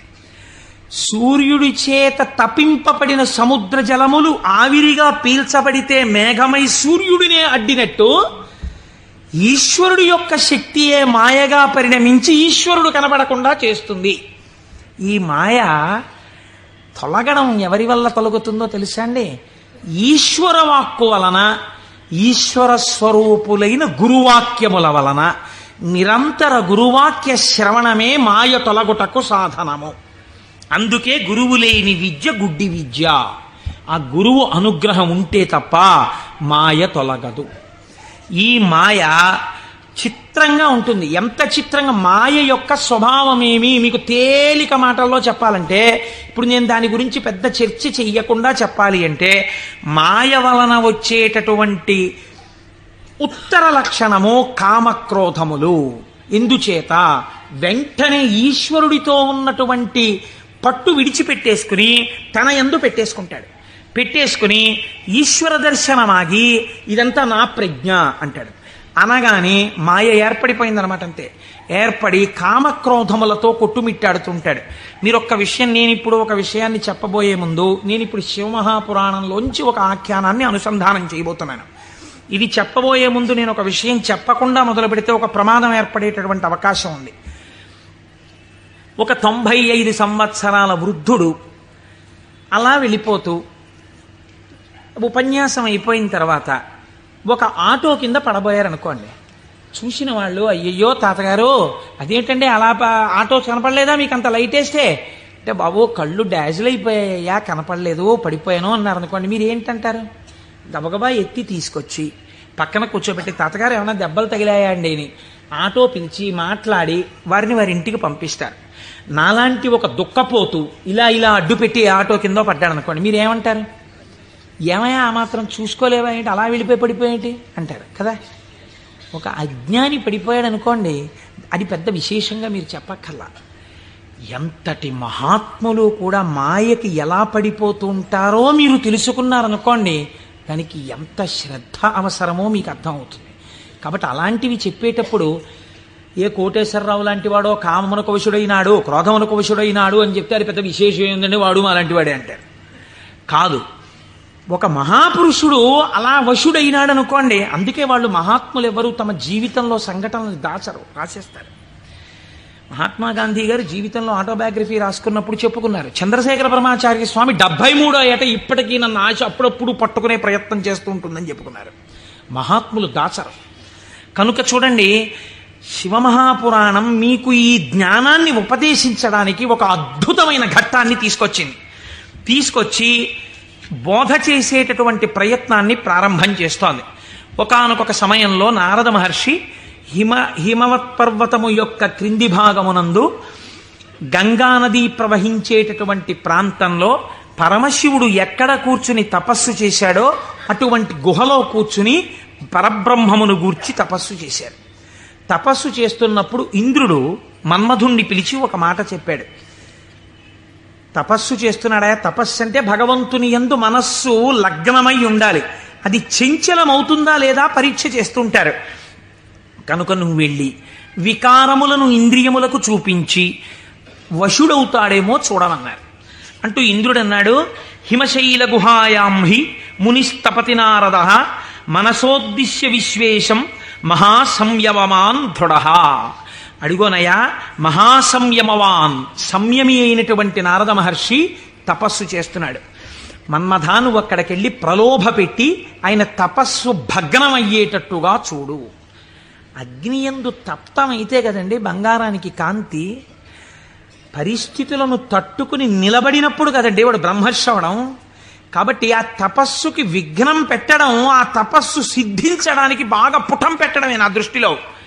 ఇప్పుడు మన్మథుడు వెళ్ళాడు, ఏదో ప్రయత్నం చేశాడు, ఆయన ఏం లొంగలేదు. నారద మహర్షి యొక్క తపస్సు సఫలీకృతమైంది. ఆ తపస్సు పూర్తి చేసి ఆయన బయటికి వచ్చారు. చిత్రం చూడండి, ఇంతసేపు అన్నిటినీ విడిచిపెట్టి ఒక గుహలో కూర్చొని పరబ్రహ్మానుసంధానం చేసి గొప్ప తపస్సు చేసినటువంటి నారద మహర్షి ఎక్కడికి వెళ్ళారు? ఎవరి గురించి తపస్సు చేశారో వారిని సాకారముగా చూడ్డానికి కైలాస పర్వతానికి వెళ్ళారు. వెళ్ళి ఏమని చెప్పాలి? ఈశ్వర, మీ అనుగ్రహం నా చేత తపింపచేసి తపస్సునందు నాకు సాక్షాత్కరించి నాకు జ్ఞానభిక్ష పెట్టారని చెప్పాలి. కానీ ఆయన వెళ్ళి అన్నాడు, ఇది మాయ కమ్మడం అంటే ఎంత గమ్మత్తుగా ఉంటుందో చూడండి. ఈశ్వర, హిమవత్ పర్వత ప్రాంతంలో ఉన్నటువంటి గుహలో కూర్చుని నేను తపస్సు చేశాను. మన్మధుడు వచ్చి నా మీద బాణాలు వేసే ప్రయత్నం చేశాడు. కానీ నేను ఆ మన్మథ బాణములను లెక్క పెట్టలేదు. కామమును జయించాను అంటే ఈశ్వరుడు చేసిన పని నేను చేశానని చెప్పుకోవడం సోత్కర్ష. కాబట్టి నేను కామమును జయించాను, జయించి నేను తపస్సు యందు సిద్ధిని పొందాను అన్నాడు. అంటే శంకరుడు నవ్వాడు. ఇక్కడ మీరు శివుడు చెప్పిన మాటని చాలా గట్టిగా పట్టుకోవాలి. ఆయన అన్నాడు, బాగుందయ్యా, చాలా చక్కటి మాట చెప్పావు, చాలా సంతోషం. కాముణ్ణి జయించావా? మాటలా కాముణ్ణి జయించడం అంటే జయించిన వాడికి తెలుస్తుంది, అందుకు కదా నాకు వచ్చి చెప్పావు. నేను సంతోషించాను. కానీ నారదా, నీకొక్కటి చెప్తాను, గుర్తుపెట్టుకో. అయిననొక మాట చెప్పెదా, మానసమున నుంపు దీని మరువకు మెపుడున్ మౌనీంద్ర వైకుంఠునితో నుడువకు నీ తపంబు తోరపు సిద్ధిన్. నాకు చెప్పావు కదా నేను కాముణ్ణి గెలిచానని. నీకు అలవాటు కదా, వైకుంఠానికి కూడా వెళ్ళి నారాయణ దర్శనం చేస్తావు. ఉన్నది ఒక్కటే పరబ్రహ్మమైన అన్ని రూపాలుగా చూడడంలో నీకు ఆనందం. అక్కడ మాత్రం ఇలా చెప్పకే, నా దగ్గర చెప్తే చెప్పావు అన్నాడు. ఏదో ఇలాగే చెప్తాడు ఈ పెద్ద ఆయన, ఏడు పెద్ద పట్టించుకునేది అనుకున్నాడు. గురువుల మాట తిరస్కరించడం అంటే ఇదే. అనుష్ఠానములోకి రాని విద్య, అది శ్రవణమునకు పనికొస్తుంది అంతే. సినిమా కథలా ఎందుకది? అనుష్ఠానంలో పెట్టినప్పుడు ఎందుకు ఇంకా వేదాంత విద్య? ఇప్పుడు ఆయన బయలుదేరి ఎవరి దగ్గరికి వెళ్ళాడు? ఈయన దగ్గర నుంచి ఆయన దగ్గరికి వెళ్ళేటప్పుడు మధ్యలో తండ్రి గారు సృష్టికర్త దగ్గరికి వెళ్ళాడు. ఎవరు అసలు కాముణ్ణి గెలిచాడో ఆయన దగ్గరికి వెళ్ళి నీతో నేను ఈక్వల్ స్టేటస్ పొందానని చెప్పడం సంతోషం. అందులో ముందు శివుడి దగ్గరికి వెళ్ళాడు, తర్వాత నాన్నగారికి చెప్దాను లేని తండ్రి గారి దగ్గరికి వెళ్ళాడు. ఈ మాట నువ్వు శ్రీమన్నారాయణుడికి చెప్పకేం వైకుంఠంలో అన్నదాన్ని అసలు లక్ష్యమే పెట్టలేదు. అందుకని బ్రహ్మగారి దగ్గరికి వెళ్ళి ఈ మాట అడగలేదు. ఎందుకండి శివుడు ఇలా అన్నాడు అని అడగలేదు. అడగకుండా వెళ్ళి మళ్ళీ ఇదే చెప్పాడు బ్రహ్మగారి దగ్గర. నాన్నగారు నేను తపస్సు చేశానండి, మన్మధుడు వచ్చి బాణాలు వేశాడండి, అయినా నేను చెల్లించలేదండి, కాముణ్ణి గెలిచాను, తపస్సు యందు సిద్ధిని పొందాను అన్నాడు. అంటే బ్రహ్మగారు అన్నాడు, ఊరే నాన్న అలా అనకూడదురా, నేను నీకో మాట చెప్తాను విను. మున్నట శంకరుండు తపముల్ ఒనరించుచున్న మన్మధుండన్నిటలాక్షు గెల్వచని అంతము చెందే తదీయదేవి ఆ పన్నగ భూషణం కొలిచి భర్తననుంగునిగాగనుందే ఆ పుణ్యపు భూమి శాంకర విభూతి జయించితి నీవు కాముని. నువ్వు ఎక్కడ కూర్చుని తపస్సు చేశావో అక్కడ ఇతపూర్వం పరమశివుడు కూర్చుని తపస్సు చేశాడు. అక్కడికి మన్మధుడు వస్తే ఆయన తన మూడవ కంటి మంట చేత మన్మధుణ్ణి కాల్చేశాడు. మన్మధుడు బూడిదైపోయాడు. రతీదేవి ప్రార్థిస్తే వేరొక రూపంతో నీ భర్త నీకు కనపడతాడని వరం ఇచ్చాడు.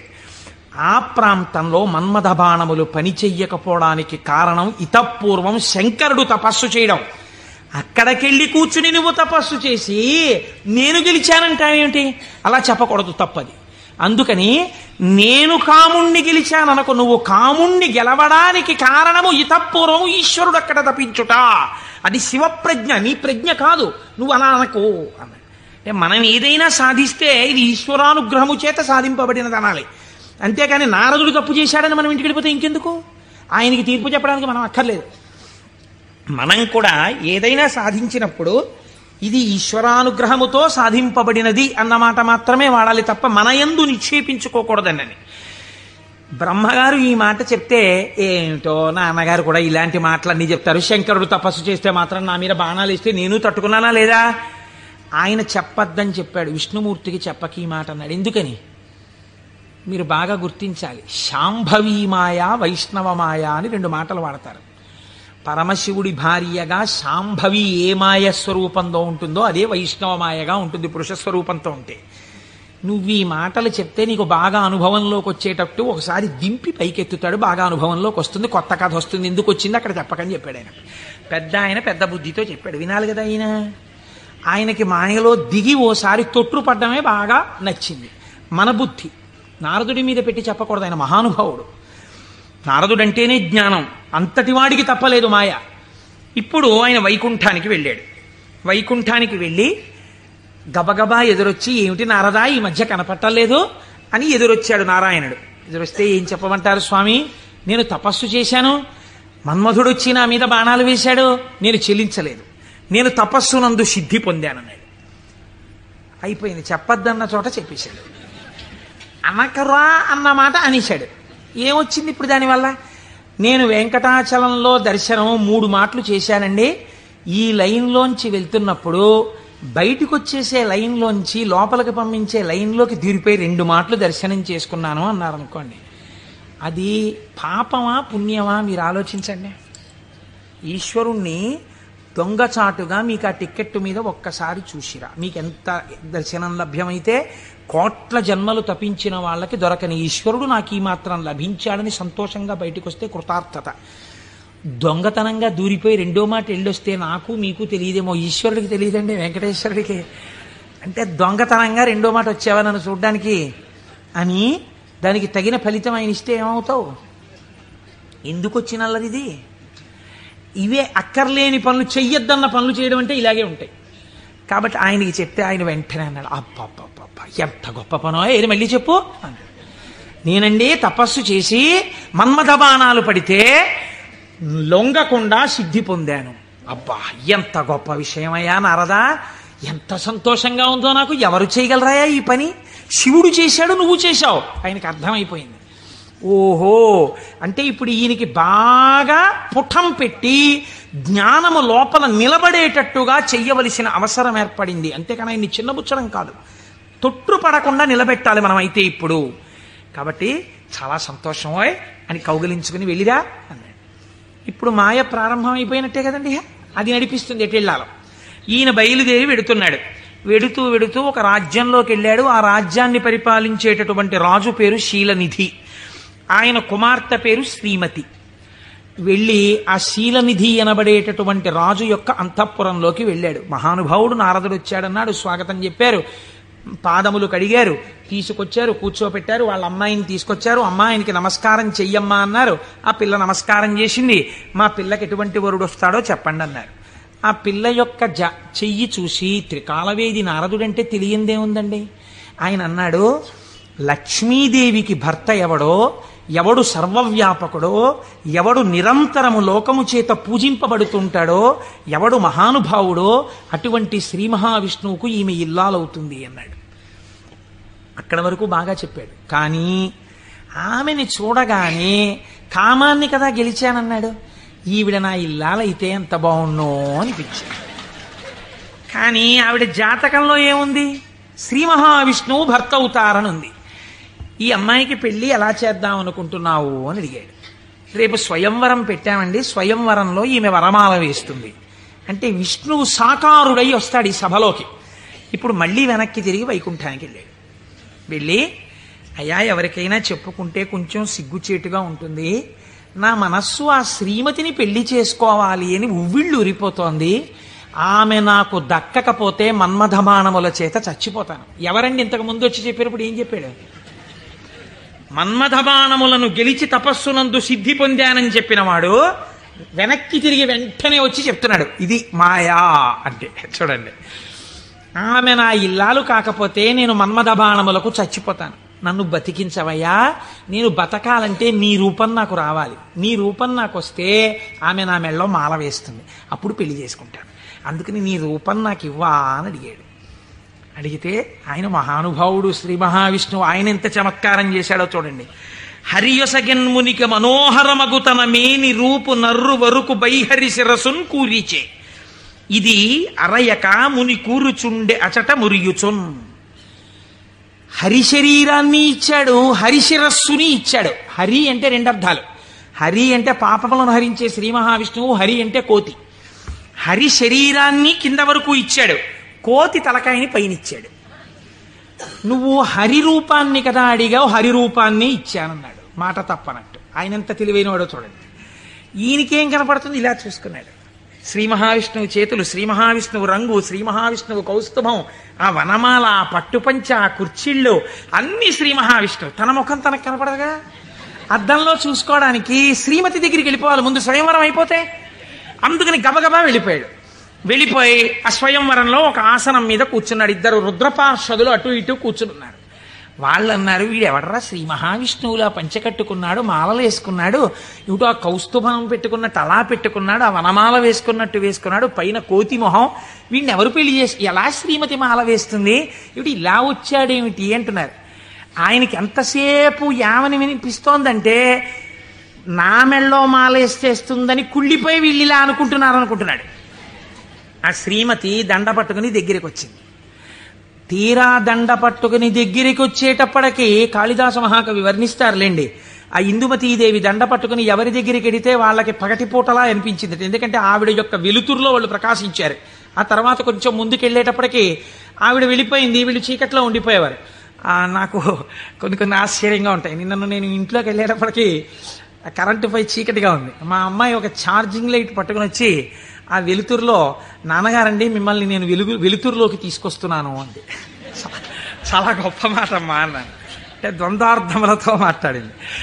చాలా సంతోషం తల్లి, పోన్లే నా కూతురి చేత నేను వెలుగులోకి వచ్చినా చాలా గొప్పవాడినే కదా.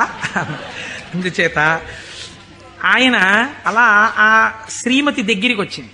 దగ్గరకు వస్తే నాకే మాల వేస్తుంది అని సంతోషపడిపోయాడు ఆయన. ఆ పాపం నా శిరస్సు అందదేమో అని కొంచెం వంచాడు. ఆవిడ ఇలా చూసి భృకుటి ముకులించి, ఏమిటి కోతి శిరస్సు ఏమిటి, రూపం ఏమిటి అనుకుని వెళ్ళిపోయాడు. ఈలోగా రావలసిన శ్రీహరి రాజకుమారుడి వేషంలో వచ్చాడు. ఆవిడ గుర్తుపట్టింది, మాల తీసుకెళ్లి శ్రీమన్నారాయణుడి మెడలో వేసేసింది. ఈవిడ్ని తీసుకుని ఆయన చక్కబోయాడు వైకుంఠానికి. ఈయనకి ఎక్కడ లేని బాధ కలిగింది. ఈలోగా పక్కనున్న రుద్రపార్షదులు ఇద్దరు అన్నారు, ఏమయ్యా నీకు ముందే చెప్పాం, కోతి మొహం వేసుకుని సభలోకి వచ్చావేమిటయ్యా అని, నిన్ను ఎవరు పెళ్లి చేసుకుంటారనుకున్నావయ్యా అన్నారు. అనేటప్పటికీ వాళ్ళిద్దరికీ కూడా మీరు రాక్షసయోనుల యందు జన్మించెదరుగాక అని చెప్పించాడు. తప్పెవరిది? ఒప్పు చెప్పిన వాళ్ళెవరు? ఒప్పు చెప్పిన వాడికి తపఫలితంతో శాపం ఇచ్చాడు. మాయా ప్రభావము కామక్రోధముల యందు ఎలా తిప్పుతుందో చూడండి.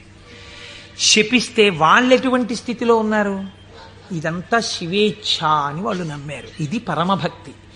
వాళ్ళకి ఆ కష్టమే వచ్చినా ఇది కూడా ఈశ్వర శాసనమే అనుకున్నారు. వాళ్ళుట వారులు జ్ఞానధనము చేకూరిన వారౌటమదిని కుందకయే శివేచ్ఛారీతి నడచునని అన్నారదునిన్ దూరరైరి నడచి రెచటికో. వాళ్ళు ఇదేమిటయా మమ్మల్ని ఇలా శపించావు, నువ్వు కోతి మొహం పెట్టుకుని వచ్చి అని చెప్పి తిరిగి శపించకుండా ఇది కూడా శివేచ్ఛే అని వాళ్ళు వెళ్ళిపోయారు. వాళ్ళు మహాజ్ఞానులు. ఇప్పుడు ఈయన గబగబా మళ్ళీ వైకుంఠానికి వెళ్ళాడు. వైకుంఠానికి వెళ్ళి ఎంత పనిచేశావయా శ్రీమన్నారాయణ, నీ రూపం నాకు ఇమ్మని అడిగాను, హరి రూపం ఇమ్మని అడిగితే హరి రూపం హరి శిరస్సు కోతి శిరస్సు పెట్టావు. దానివల్ల శ్రీమతిని నువ్వు పెళ్లి చేసుకున్నావు, నాకు కాకుండా చేశావు. నన్ను ఎంత అవమానాలు పాలు చేశావు. ఇది రేపొద్దున శివపురాణంలోకి ఎక్కేస్తుంది. ఓ చేతకానికి కోటేశ్వరరావు చెప్పడం మొదలెట్టేస్తాడు. నా బతుకు బజార్లో పెట్టేశావు నిన్ను వచ్చి అడిగినందుకు. ఎంత రహస్యంగా అడిగాను, దానికి ఎంత కథ సృష్టించావు. చూడు నా కడుపు ఎంత మండిపోతుందో. మరియున్ వానర ముఖమును సరియని నాకిచ్చినట్టి చందమునకు వానరులే శరణం బౌదురు నరుడవు నీ వగుచు వగగ నంగల అవని.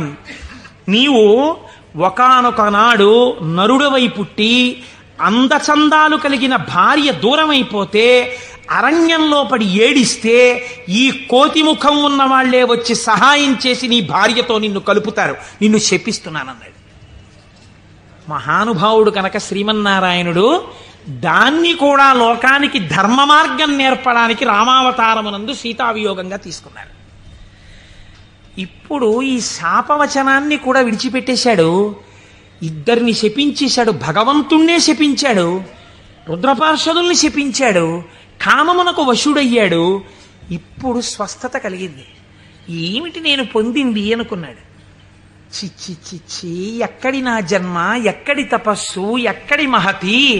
ఆనాడు శంకరుడు చెప్పాడు, నేను గెలిచానని అనద్దు, ప్రత్యేకించి వైకుంఠంలో ఈ మాట చెప్పకు సుమా అని చెప్పాడు ఆయన. అక్కడే చెప్పాను. కాబట్టి శివవాక్కు గురువాక్కు, ఏది అనకురా, ఏదైనా ఈశ్వరుడు ఇచ్చాడను నీకు ఇబ్బంది ఉండదు. అంటే వీడు ఏదైనా సాధించేటప్పటికి నాదంటాడు, ఏదైనా పోయేటప్పటికి దిక్కుమాల దేవుడు ఏం చేశాడు నాకంటాడు. రెండూ పాపకర్మలే. కాబట్టి ఇప్పుడు ఆ మాయ తొలగింది. ఇప్పుడు శ్రీమన్నారాయణుడిని చూసి అన్నాడు, ఎట్లు మహాత్మా నిన్ను శపించిన దోషము నాకు బాయు, నీ వెట్లు భరించి యొందగల వీచెడు తాపసి ఏవయైన ఈ తిట్లు సహింపరానివిక, తీండ్రపుటల్కను ముక్క ముక్క యౌనట్లుగా నన్ను చెండదగు, అండజకేతన చక్రధారచేన్. యుక్తాయుక్త విచక్షణ మరిచి నేను మాట్లాడినటువంటి మాటలకి నా యొక్క నాలుకని ముక్కలు ముక్కలుగా కత్తిరించెయ్యాలి. ఎంత మాత్రము ఇంకా జాగు చెయ్యకుండా, మహానుభావ, అండజకేతన అంటే గుడ్డులోంచి పైకొచ్చినటువంటి గరుత్మంతుడు నీ యొక్క ధ్వజమునకు చిహ్నముగా కలిగినటువంటి వాడా, మహానుభావ నీ చక్రధారల చేత నా నాలుకని ముక్కలు ముక్కలుగా కత్తిరించేవయా, అప్పుడు కానీ నేను చేసిన పాపం పోదని కన్నీటి ధారలతో ఆయన పాదాలని అభిషేకించి ఆయన కాళ్ళ మీద పడ్డాడు. నారదుడు కాబట్టి అంత తొందరగా మళ్ళీ స్వస్థితిని పొందగలిగాడు. మనం కొన్ని కోట్ల జన్మలు తిరుగుతుంటాం. మీరు చూడండి, రామాయణంలో సీతావియోగానికి కారణమైంది ఒక రజకుడి మాట. అదే రజకుడు మళ్ళీ ద్వాపర యుగంలో రజకుడిగా వచ్చాడు. కృష్ణ భగవానుడు వెళ్ళి 4 చీరలు ఇవ్వయా, పంచెలు ఇవ్వయా, కట్టుకుంటానన్నాడు.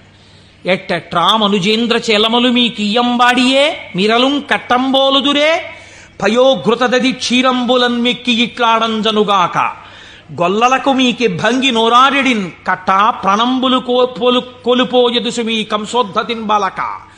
ఆయన 4 పంచెలు ఇవ్వరా అంటే వీడు ఇన్ని మాటలు మాట్లాడాడు.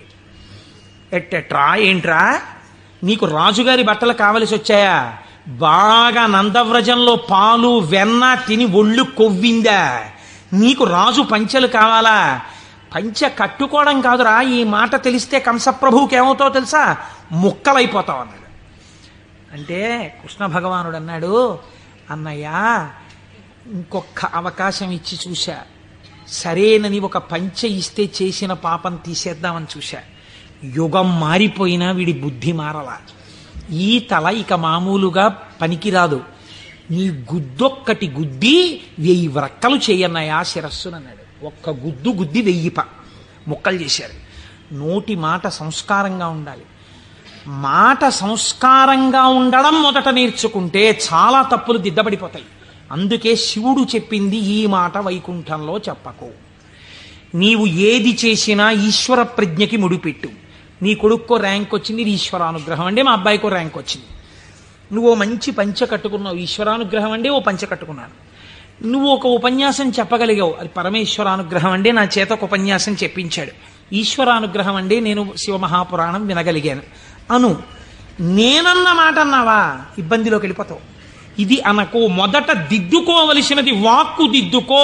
రజోగుణ తమోగుణ భూయిష్టమైన వాక్కులు మాట్లాడకు, అవి నీ సంస్కారం అయిపోతాయి. ఈ సంస్కారము నిన్ను జన్మ జన్మాంతరములు తిప్పుతుంది. నారదుడు కాబట్టి మహానుభావుడు గంటలో సర్దుకున్నాడు. మనం ఎంతటి వాళ్ళం, మాయ ఎంత గొప్పదో చూడండి. ఇది మహేశ్వర శక్తి. ఈ మాయ ఎలా తొలగుతుంది అంటే దీనికి ఒక్కటే లక్షణం, ఆ మాయయే అమ్మవారి స్వరూపం. మీరు గట్టిగా ఆవిడ పాదాలు పట్టుకున్నారనుకోండి, పట్టుకుంటే ఆవిడే మిమ్మల్ని దగ్గరికి తీసుకుని, అందుకే చేతిలో పాశం పట్టుకుని ఉంటుంది.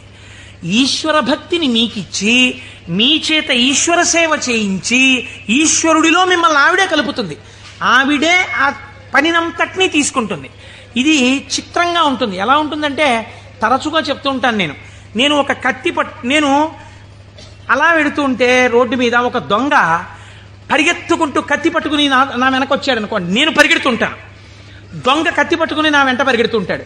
నేను ముందు పరిగెడతాను, నా వెనక దొంగ పరిగెడుతుంటాడు. పరిగెడుతుండగా దొంగ రాయి తన్నుకుని పడిపోయి కత్తి అంత దూరంలో పడిపోయింది అనుకోండి. ఇప్పుడు నేను నిజానికి దొంగనేం చేయగలిగిన ధైర్యం నాకేం లేదు, కానీ కత్తి తీసుకుని ఇలా నిలబడ్డాను నేను. దొంగ పరిగెడుతున్నాడు. ఇప్పుడు ఎందుకు పరిగెడుతున్నాడు? దొంగ చేతి కత్తి నా చేతిలోకి వచ్చింది. ఇన్నాళ్ళు మిమ్మల్ని తిప్పిన కామం, ఆ కామపాశాలు అమ్మవారి పాదాలు పట్టుకుంటే భక్తి పాశాలుగా మారిపోయాయి. ఈ మార్పుకి మీరు అమ్మవారి పాదాలు పట్టుకుంటే చాలా ఆవిడ మాయాశక్తి, ఇటు తిప్పిన ఆవిడ అటు తిప్పేస్తుంది. మాయాపాశాన్ని భక్తిపాశం చేసేస్తుంది. లోకమనందు తిరిగిన పంచతన్మాత్రల్ని ఈశ్వరుడి వైపుకి తిప్పేస్తుంది, తిప్పేసి ఈశ్వరుడిలో కలిపేస్తుంది. కాబట్టి ఇప్పుడు మీరు మాయా అన్న అవనికని పైకెత్తి శివుడితో కలుపుతుంది. ఇది మహేశ్వరుణ్ణి చేరుకోవడానికి మార్గం. ఆ మార్గమునకు మొట్టమొదటి పొరపాటు వాక్కునందు కలుగుతుంటుంది. ఈ వాక్కునందు అలా చెయ్యకో, ఈశ్వర ప్రజ్ఞని గుర్తెరుగు, ఈశ్వరానుగ్రహాన్ని గుర్తెరుగు. ఇది మనకి బోధ చెయ్యడం ఈ మహేశ్వరనామమును, మహేశ్వరనామాన్ని అడ్డుపెట్టి మనకి నేర్పింది. ఇదే పరమశివుణ్ణి పక్కనే ఒక చిత్రమైన నామంతో పిలుస్తారు, శంభు అని పిలుస్తారు. శంభు అంటే ఏమిటో తెలుసా అండి? శం అంటే నిరతిశయమైనటువంటి సుఖము లేదా సుఖము, భావయతి కల్పించువాడు. మీరు చూడండి, ఒక వస్తువు ఉంటుంది, ఆ వస్తువు యొక్క సుఖానుభూతిని మీరు ఎప్పుడు పొందుతారు? ఒక వస్తువు యొక్క సుఖానుభూతిని మీరు ఎప్పుడు పొందగలరు అంటే ఆ వస్తువు మీ చేత అనుభవింపబడినప్పుడు. ఉదాహరణకి నాకు ఒక లడ్డు అంటే చాలా ఇష్టం అనుకోండి. ఆ లడ్డూని తీసుకొచ్చి మీరు ఇలా చూపించి, కోటేశ్వరారు మీకోసమే తెచ్చాం ఈ లడ్డు అన్నారనుకోండి. నేను ఆ లడ్డూని ఇలా చూసి నా కోరిక తీరిపోయి అంటానా? అనను. మీకోసమే అన్న చేతిలో పెట్టారు, చాలా బాగుంది అని ఇలా పెట్టుకుని తినబోతాను. తినకండి, మీకు ఈ లడ్డు ఎందుకు తెచ్చానో మీకు శుభవార్త చెప్పాలి, అది చెప్పాక తిందురు కానీ. ఇప్పుడు నా కోరిక తీరిపోయిందా? తీరలేదు. ఆయన శుభవార్త చెప్పబోతుంటే సెల్ ఫోన్ మోగింది. ఉండండి చెప్తాను అని అక్కడికి వెళ్ళి గంట సేపు మాట్లాడుతున్నాడు. లడ్డు ఇలాగే ఉంది, నేను ఇలాగే ఉన్నాను, తీరిందా? తీరలేదు. ఆయన తర్వాత వచ్చి ఏదో చెప్పి ఇప్పుడు తినండి అన్నాడు. ఇప్పుడు నేను దాన్ని తీసి ఇలా నాలుక మీద పెట్టుకుని అలా పడేశాను. గభాలన కంట్లో ఏదో పడి ఇలా అన్నాను, అది కింద పడింది. తీరిందా నా కోరిక? తీరలేదు. నాలుక మీద పడింది రెండో ముక్క, అమ్మయ్యా అన్నాను, ఇప్పుడు నా కోరిక తీరింది కదండి. వస్తువు ఉండడానికి, అది మీ అనుభూతిగా మారడానికి మధ్యలో చాలా తేడా ఉంటుంది. ఈ శక్తి మీ యందు నిలబెట్టేవాడు ఈశ్వరుడు. అందుకే ద్రాపే అంధస్సస్పతే దరిద్రం నీలలోహిత అంటుంది రుద్రాక్షరే. సుఖమునకు కావలసిన వస్తువు ఉండడం వేరు, సుఖముగా బ్రతకడం వేరు. ఒకడు కోటీశ్వరుడు ఉంటాడు, కానీ వాడు నిన్న రాత్రి మిగిలిపోయినటువంటి చద్దన్నాన్ని ఇవాళ మధ్యాహ్నం పులిసిపోయిన పెరుగుతో తింటాడు. కేవలం సుఖానుభవం కాదు. లోకములు 3 రకాలుగా ఉంటాయి. ఒక లోకము కేవలము సుఖాలు అనుభవించడానికే ఉంటుంది, స్వర్గాది లోకములు. అక్కడ దుఃఖము యొక్క స్పర్శ ఉండదు, సుఖాలు అనుభవిస్తారు. ఇంకొక లోకం ఉంటుంది, అక్కడ సుఖం అన్నది ఉండదు, ఎప్పుడు ఏడుపులు, పెడబబ్బలు, కేకలు, అరుపులు, భయంకరంగా ఉంటుంది. అది నరకం. సుఖం దుఃఖం 2 ఉంటాయి. ఓ రోజున తప్పట్లు కొట్టేస్తూ పొంగిపోతూ నేనే అంటుంటాడు, ఇంకో రోజున కుమిలిపోతూ ఏడుస్తూ ఉంటాడు. అదే భూలోకం. ఇక్కడ కొన్నాళ్ళు సుఖం, కొన్నాళ్ళు దుఃఖం. పొద్దున్న 10ంటికి సంతోషంగా ఉంటాడు, సాయంకాలం 4ంటికి ఏడుస్తూ ఉంటాడు. సుఖం దుఃఖం 2 అనుభవిస్తూ ఉంటాడు. సుఖ దుఃఖములు 2 ఉన్న భూలోకమునందు మీరున్నారు. ఇక్కడి నుంచి బాగా గుర్తుపెట్టుకోండి, మీకు 2 మార్గాలు ఉన్నాయి. ఒకటి, పూర్ణ దుఃఖమును కలిగిన లోకంలో కన్నా వెళ్ళచ్చు, పూర్తి సుఖం కలిగిన లోకంలో కన్నా వెళ్ళచ్చు. సుఖ దుఃఖాలు కలిగిన లోకంలోకి ఇంకా మీకు టికెట్ లేదు. అంటే మళ్ళీ ఎందుకండి ఇందులోకి? కాబట్టి ఒంటి మీద కొరడాలతో కొట్టేస్తూ, మరిగిపోయిన నూనెలో ముంచేస్తూ, ఏదో చీవు నెత్తురు నదుల్లో ముంచేస్తూ అది కావాలా? హాయిగా సంతోషంగా పెద్దలతో కూర్చుని ఏదో ఆనందంగా ఉండడం, అమృతం తాగడం, ఇలాంటివి కావాలా? అంటే లౌకికంగా కోరుకుంటే పోనీ స్వర్గం కోరుకోండి. నరకానికి ఎడదాం అనుకోకూడదంటే మీకు ఒక లక్షణం ఉండాలి. వెంటనే మీకు ఒకటి కావాలి. ఏమిటి కావాలి? పాపము చేయకుండా ఉండుట. పాపం చేస్తే కదా నరకం. కాబట్టి పాపం చెయ్యకూడదు. ఇది సంభావయతి, మంచి భావములను ఇచ్చుట. ఇది ఎలా వస్తుంది అన్నారు శాస్త్రంలో. ఇది ఎలా కలుగుతుందండి అన్నారు. దీనికి ఒక ప్రతిబంధకం ఉందండి, అంత తేలిక కాదు. శివమహాపురాణం మీ జీవితాన్ని కరెక్ట్ చేస్తుంది. మీరు చూడండి, ఒక తేలిక మాట, ఒక వెలితి మాట ఒకటి మనం మాట్లాడతాం. కోటేశ్వరారు చతుర్ముఖ బ్రహ్మగారు మేము లలాటం మీద రాసేసాడండి, రామాయణం చెప్పు, భాగవతం చెప్పు, శివపురాణం చెప్పని చెప్పేస్తారు మీరు. మా లలాటం మీద రాసేసాడు, చీకటి పడేటప్పటికీ మాకు ఎటో లాగేస్తుంది మనస్సు వెళ్ళిపోమ్మని, అందుకని మేము రామ్ పురాణానికి అంటాడు ఒకడు. అది తప్పు. అలా ఉండమని చెప్పలేదు శాస్త్రం. తిలకధారణము అన్న మాట ఎందుకు ఇచ్చారో తెలుసా అండి? మీ యొక్క ఆలోచన సరళిని మార్చుకొని గత జన్మలుగా తరువుకొస్తున్న వాసనలని జయించడానికి, మీకు పార్వతీ పరమేశ్వరుల అనుగ్రహం కలగడానికే మీరు విభూతి తీసుకుని లలాటమునందు పెట్టుకుని బొట్టు తీసుకుని ఆజ్ఞాచక్రం మీద పెట్టుకుంటారు. ఇప్పుడు పార్వతీ పరమేశ్వరులు మీ లలాటమునందు వసించి ఉన్నారు. దీనివల్ల ఏం జరుగుతుంది అంటే, లలాట లిఖితారేఖ పరిమాస్త్రం నశక్యతే, ఇది కదా సామాన్య సిద్ధాంతం. బ్రహ్మగారు రాసిన రాత మారదు. కానీ మీరు తిలకధారణం చేసి విభూతి పెట్టుకోగానే మీ ఆలోచన సరళి యందు మార్పు వస్తుంది. ఎందుకు వస్తుందో తెలుసా అండి? మీరు చూడండి, ఒక ఆయన దగ్గరికి మీరు వెళ్ళేటప్పటికీ ఇలా విభూతి పెట్టుకుని ఇంత బొట్టు పెట్టు కూర్చున్నాడు అనుకోండి, ఈయన అడిగితే కొంచెం సౌమ్యంగా చెప్తారేమో అనిపించేస్తుంది మీకు గబుక్కుని వెంటనే. ఏమీ లేకుండా కొరకొర చూస్తున్నాడు అనుకోండి, బాబా ఆయన దగ్గరికి ఎందుకు లేండి అనిపిస్తుంది. అసలు మీరు భస్మ బొట్టు కనపడేటప్పటికి సాత్విక ప్రవృత్తి ముఖంలో కనపడిపోతుంది. సరికదా, ఆజ్ఞాచక్రం మీద బొట్టు అమ్మవారి యొక్క అనుగ్రహం. అమ్మవారి అనుగ్రహం ఆజ్ఞాచక్రం మీద ప్రసరణం మొదలవగానే మీ బుద్ధి యందు ఆలోచన మారిపోతుంది. మారిపోయి మనం ఈ పని చెయ్యొద్దు, మనం ఎందుకు ఈ పాపం చేయడం, మనం ఇంక ఇవాళ నుంచి ఇది చెయ్యొద్దు, మనం పురాణానికి వెళ్ళిపోదాం, మనం శివాలయానికి వెడదాం, మనం వెంకటేశ్వరుడి గుడికి వెడదాం, ఎన్నాళ్ళు ఈ తప్పుడు పని చేస్తాం, మనం చెయ్యొద్దు అని మీ యందు ఒక పూనిక రావడం ప్రారంభం అవుతుంది. అందుకని ముందు శరీరమును అలంకృతం చేసి లోపల మనస్సుని సంస్కరించడం దగ్గరికి వెళ్ళారు. మీరు మనస్సుని జయించలేకపోతే. పెద్దలు ఏదో ఉత్తినే హాస్యాస్పదంగా పెట్టలేదండి ఇవేవిని. కనుక తిలకధారణ చేసి భస్మ పెట్టుకోమని చెప్పారు. ఇప్పుడు మీరు అలా చెయ్యడం ప్రారంభిస్తే ఏమవుతుంది? అలా చెయ్యడం ప్రారంభిస్తే మీకు దుఃఖమును స్వీకరించి దుఃఖము నుండి బయటపడతారు. ఇది చిత్రంగా ఉంటుంది. ఇప్పుడు మీకు ఎందుకు ఈ ఆలోచనలు, పాపభూయిష్టమైన ఆలోచనల వైపు ఎందుకు తిరుగుతోంది మనస్సు అంటే, దానికి రజోగుణ తమోగుణ ప్రవృత్తి ఉంది. 3 గుణాలు ఉన్నాయి లోకంలో, సత్వము రజస్సు తమస్సు. ఇది ఎప్పుడూ కూడా ఆయన అలాగే చెప్తాడు కానీ హాయిగా పనిచేసేట్టు ఎంత సుఖంగా ఉంటుంది, ఒంట్లో ఓపిక ఉన్నప్పుడు చేయాలి, ఆయనకి ఏముంది అలాగే చెప్తాడు. అలా చేస్తూ కూర్చుంటానేంటి, సుఖంగా అనుభవించు అంటుంది. ఎందుకు ఆ పురాణం, దిక్కుమాలిన పురాణం, హాయిగా టీవీ చూడు, మంచి ఎపిసోడ్ వస్తుంది ఇవాళ అంటుంది. ఈ బోధని జయించగలగడానికి ఈ త్రిగుణములు బాధాకరములు. మీరు ఉన్నతిని పొందకుండా బాధిస్తున్నాయి.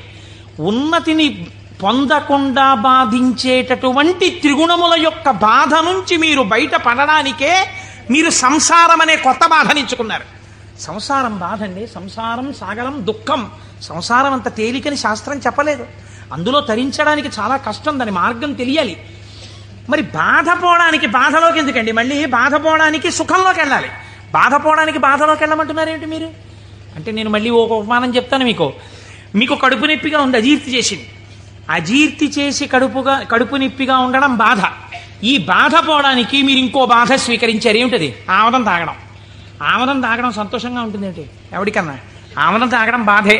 కానీ మరి బాధతో కూడినటువంటి ఆమదము త్రాగుట అన్నది ఎందుకు చేశారు? కడుపు నొప్పి అజీర్తి అన్న బాధ నుంచి విముక్తమగుట కొరకు. సత్వరజస్తమో గుణములన్న 3 గుణముల నుంచి బయట పడడానికే సంసారములోకి ప్రవేశించి సుఖములు అనుభవించి, ఈ సుఖములు సుఖములా అన్న ప్రశ్న వేసుకుని, ఈ సుఖములు కావు, నిజమైన సుఖము ఈశ్వరుడే అన్న లక్షణాన్ని ఏర్పరచుకుని వైరాగ్య సంపత్తిని పెంపొందించుకోవడం, దాని వలన ఇంకా ఇంద్రియములు మనస్సు చెలించని స్థితికి పెడతాడు. ఇంద్రియాల్ని గెలవడం కాదు, మనస్సు కదలని స్థితికి పూర్ణ వైరాగ్యం అని పేరు. మీరు చూడండి, గాలి వెళ్ళిపోతూ మల్లెపూల మీద గెడుతుంది, నేను మల్లెపూల మించి వస్తున్నానని పొంగిపోదు. అశుద్ధం మీద గెడుతుంది, చిచి నేను అశుద్ధం మీదకి వెళ్ళానని బాధపడదు. దేని మించి వెళ్ళినా గాలి గాలిగానే ఉంటుంది, దానికేం బాధ లేదు. అలాగే పూర్ణ వైరాగ్యం పొందినవాడు ఇదంతా ఈశ్వర లీల అంటాడు. కానీ ఈ మాట అనడం చాలా కష్టం. అంత వైరాగ్యం రావడం కూడా ఈశ్వరానుగ్రహం. ఈ వైరాగ్య సంపత్తి చేత శాశ్వత సుఖస్థానమైన ఈశ్వరుడు ఎందుకు కలిసిపోతాడు. అప్పుడు వాడికి ఇంకా ఊర్ధ్వలోకం లేదు, అధోలోకం లేదు, పైన స్వర్గం లేదు, కింద నరకం లేదు. ఇక మళ్ళీ పుట్టవలసిన అవసరం లేని మోక్ష స్థితిని పొందుతాడు. ఇలా పొందడానికి శంభు అనుసంధానం చేసుకుంటూ ఉండాలి. శివుడి పాదాలు మీరు గట్టిగా పట్టుకున్నారనుకోండి, శివాష్టోత్తరం చదువుకుంటున్నారనుకోండి, భస్మధారణ చేశారనుకోండి, బొట్టు పెట్టుకున్నారనుకోండి, ఏమీ చేతకాకపోయినా కూర్చున్న నామాలు చెప్పడం మొదలుపెట్టారనుకోండి, మీకు తెలియకుండా మీలో ఒక రకమైనటువంటి మార్పు ప్రారంభమై అది మంచి ఆలోచనల వైపుకు తీసుకుని వెళ్ళగలదు. ఇలా తీసుకుని వెళ్ళవలసిన అవసరము ఎందువలన కలిగింది అంటే, పూర్వకాలంలో పూర్వయుగమైనటువంటి ద్వాపర యుగం వరకు కూడా ఒక లక్షణం ఉండేది. రాక్షసులు ఉన్నారనుకోండి, వాళ్ళు తెలిసేవారు వీళ్ళు రాక్షసులండి అని తెలిసేది. కాబట్టి వాడిని దూరంగా పెట్టడమో, వాడిని పరమాత్మ సంహారం చేయడమో ఏదో ఉంటుంది. కలియుగంలో ఏమిటో తెలుసా అంటే, రాక్షసులు ఏ రూపంలో ఉంటారు? చిత్తవృత్తుల రూపంలో ఉంటారు. పైకి దొరకరు. మీకన్నా సాధుపురుషుళ్లే కనిపిస్తాడు. మోసం చేసేవాడే చాలా నమ్మించేటట్టుగా సాధుపురుషుల్లో ఉండాలి. వాడిని నమ్మితే నాకేమిటి, నమ్మకపోతే నాకేమిటి, నేనేమన్నా వాడి దగ్గర ప్రయోజనం పొందుదాం అనుకుంటున్నానా అన్నవాడు తన యథారీతిగా ఉంటాడు. అవతల వాడిని నమ్మించి మోసం చెయ్యాలనుకోండి, వాడే మాట కలిపి చక్కగా మాట్లాడి బాగా మాట్లాడి మీరు నమ్మేటట్టు చేసి అప్పుడు మీకు ఒక కప్పు కాఫీ ఇచ్చి ఆ కాఫీలో మత్తు కలిపేసి మీరు పడిపోతే మీ సూట్ కేసు ఎత్తుకుపోవాలి వాడు కదా. అందుకని ఇప్పుడు ఎక్కడున్నాడు రాక్షసుడు? వాడి చిత్తవృత్తి ఎందున్నాడు? మీరు చూడండి, నిజంగా ఈ చిత్తవృత్తుల రూపంలో రాక్షసులు ఉండి ఉంటే త్రేతాయుగంలో విశ్వామిత్రుడు యాగం చేయగలడా? చెయ్యలేడు. ఇక్కడే ఉన్నారు రాక్షసులు. రాముడు ఈ లోపల రాక్షసుల్ని చంపడానికి తానే అనుసంధానం చేసుకోవాలి. బయట రాక్షసులుగా ఉన్నారు. రాముడు వచ్చి బాణం వేసుకొట్టి చంపాడు. ఈ యుగంలో అలా కుదరదు. ఇక్కడున్నారు రాక్షసులు. వాళ్ళు ఎప్పుడైనా తలెత్తుతారు. ఎప్పుడైనా తలెత్తి మిమ్మల్ని పడగొట్టేస్తారు. ఎప్పుడైనా పడగొట్టేయగలరు. ఎప్పుడైనా పడగొట్టేసేటటువంటి రాక్షసులు ఇక్కడే చిత్తవృత్తుల రూపంలో ఉన్నారు. వీళ్ళని తొక్కి పట్టగలిగిన వాడెవడు? ఒక్కడే, శంభు. అందుకే ఏవం శ్రీ శంభుదేవస్య నామ్యామష్టోత్తరం శతం అంటాం. ప్రదోష వేళలో రోజు ఆ శంభునామాలు చెప్పామనుకోండి, ఆయన ఏం చేస్తాడంటే వీళ్ళని తొక్కి పెట్టి మీ భావముల యందు మంచి ప్రవాహాన్ని ఏర్పాటు చేస్తాడు. ఈ మంచి ప్రవాహము కలిగిన భావన చేత ఉన్నతిని పొందేస్తాడు. ఇప్పుడు ఈ భావన పొందినటువంటి వాడు ఎలా ఉంటాడు? ఎలా పొందుతాడు ఈశ్వరుణ్ణి అని మీరేమి అనుమానపడిపోయి వాడు ఏమైనా పూజలు బాగా చేసేస్తాడండి, యజ్ఞయాగాదులు చేసేస్తుంటాడండి అలా అనుకోక్కర్లేదు. శంభునామాన్ని పెట్టుకుని శంభుని యొక్క అనుగ్రహం పొందిన వాడి స్థితి ఎలా ఉంటుందో తెలుసా అండి? నేను మీకు ఒక ఉదాహరణ చెప్తాను, మీరు బాగా పట్టుకోగలుగుతారు. ఇది కూడా నేను ఎక్కడి నుంచో ఎందుకు మీకు రుద్ర పశుపతి నాయనార్ అని ఒక నాయనారు ఉన్నారు. 63 మంది నాయనార్లలో మనం సాధారణంగా ఏం చేస్తాం? రుద్రం చదవండి అన్నాం అనుకోండి, సన్యాసి కూడా రుద్రం చదవాలి. సన్యాసులు కూడా రుద్రం పారాయణ చెయ్యమని శాస్త్రం విధించింది. ఎందుకో తెలుసా అండి? అభిషేకం చేయకపోయినా రుద్రాన్ని పారాయణ చేస్తే వెంటనే పాపాలు పటాపంచలవుతాయి. ఆ పశుపతి నాయనారికి ఒక లక్షణం ఉండేది. ఆయన రోజు కూర్చుని రుద్రాధ్యాయం చదువుతూ ఉండేవాడు. చదువుతున్నప్పుడు ఆయనకు ఒక అనుమానం వచ్చింది. ఏమిటా అనుమానం? అందులో మేఘ్యాయచ విద్యుచ్చాయచ వృక్షాయచ హరిత్యాయచ లోప్యాయచ ప్రవాహ్యాయచ ఫేన్యాయచ సికత్యాయచ ఈ మాటలు ఉన్నాయి. ఇవన్నీ ఈశ్వరుడే అన్నారు. అంటే నీరు ఈశ్వరుడు, నీటి మీద నురుగు ఈశ్వరుడు, చెట్టు ఈశ్వరుడు, చెట్టు మీద పిట్ట ఈశ్వరుడు, చెట్టులో ఆకుపచ్చతనం ఈశ్వరుడు. మనం ఏం చేస్తాం? మేము అభిషేకం చేయించుకుంటున్నామండి అని వెళ్ళి కూర్చుంటాం.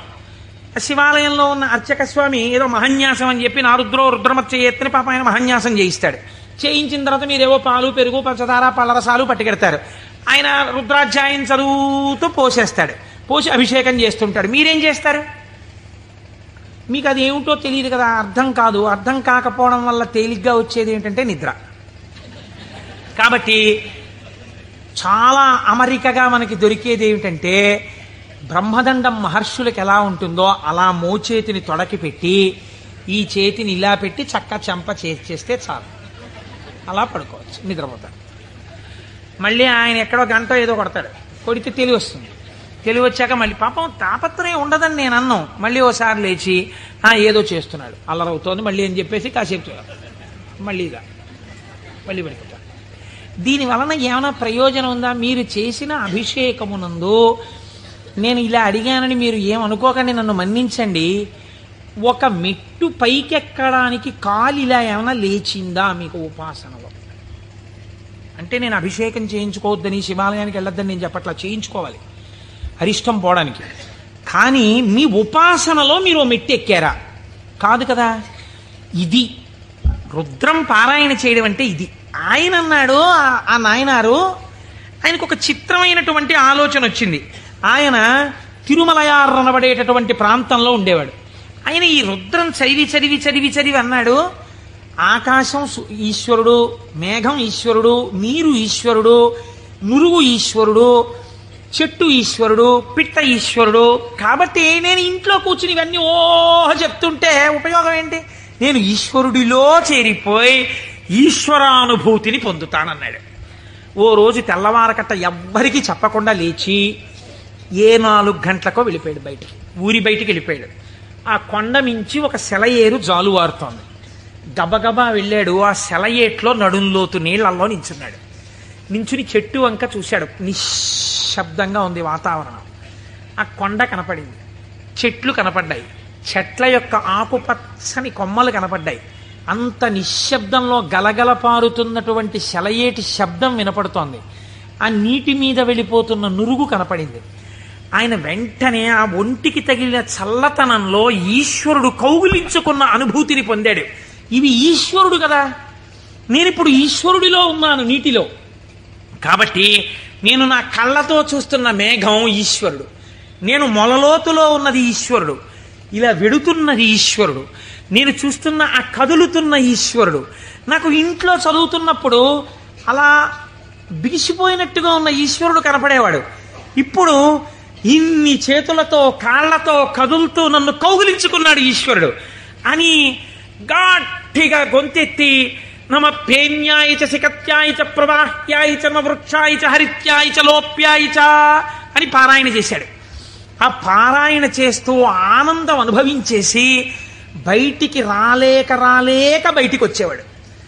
బయటికి వచ్చి ఒళ్ళు తుడిచేసుకుని పొడిబట్ట కట్టుకుని ఇంటికి వెళ్ళిపోయేవాడు. మళ్ళీ మధ్యాహ్నం అయ్యేది. ఆ చెరువు దగ్గరికి వెళ్ళి సంధ్యావందనం చేసుకుంటాననేవాడు. మళ్ళీ వెళ్ళిపోయి మళ్ళీ అందులో నించునేవాడు. మళ్ళీ శివుడు అబ్బా కదులుతున్నాడు. అవుగో అవే ఆయన చేతులు, నా స్వామి ఇలా అంటున్నాడు, చేతులు ఊపుతున్నాడు, రా రా రా అని పిలుస్తున్నాడు, అవే కొమ్మల రూపంలో ఊగుతున్నాయి. నా స్వామి ఇదిగో ప్రవహిస్తున్నాడు. నా స్వామి వేదం ఋషులకి చెప్పినప్పుడు ఇలాగే వినపడి ఉంటుంది, అదిగో ఝరి శబ్దం వినపడుతోందన్నాడు. మొన్న మేము తిరుమల వెళ్ళి పాండవుల తీర్థం కింద దగ్గర కూర్చుంటే వెనకాతల నుంచి నదీ ప్రవాహం వెడుతుంటే చప్పుడు వచ్చింది. కాసేపు ఆగి మీరు ఆ శబ్దాన్ని వినండి అన్నాను నేను. ఆ వినండి అనడం వెనకాతల నా భావన అదే.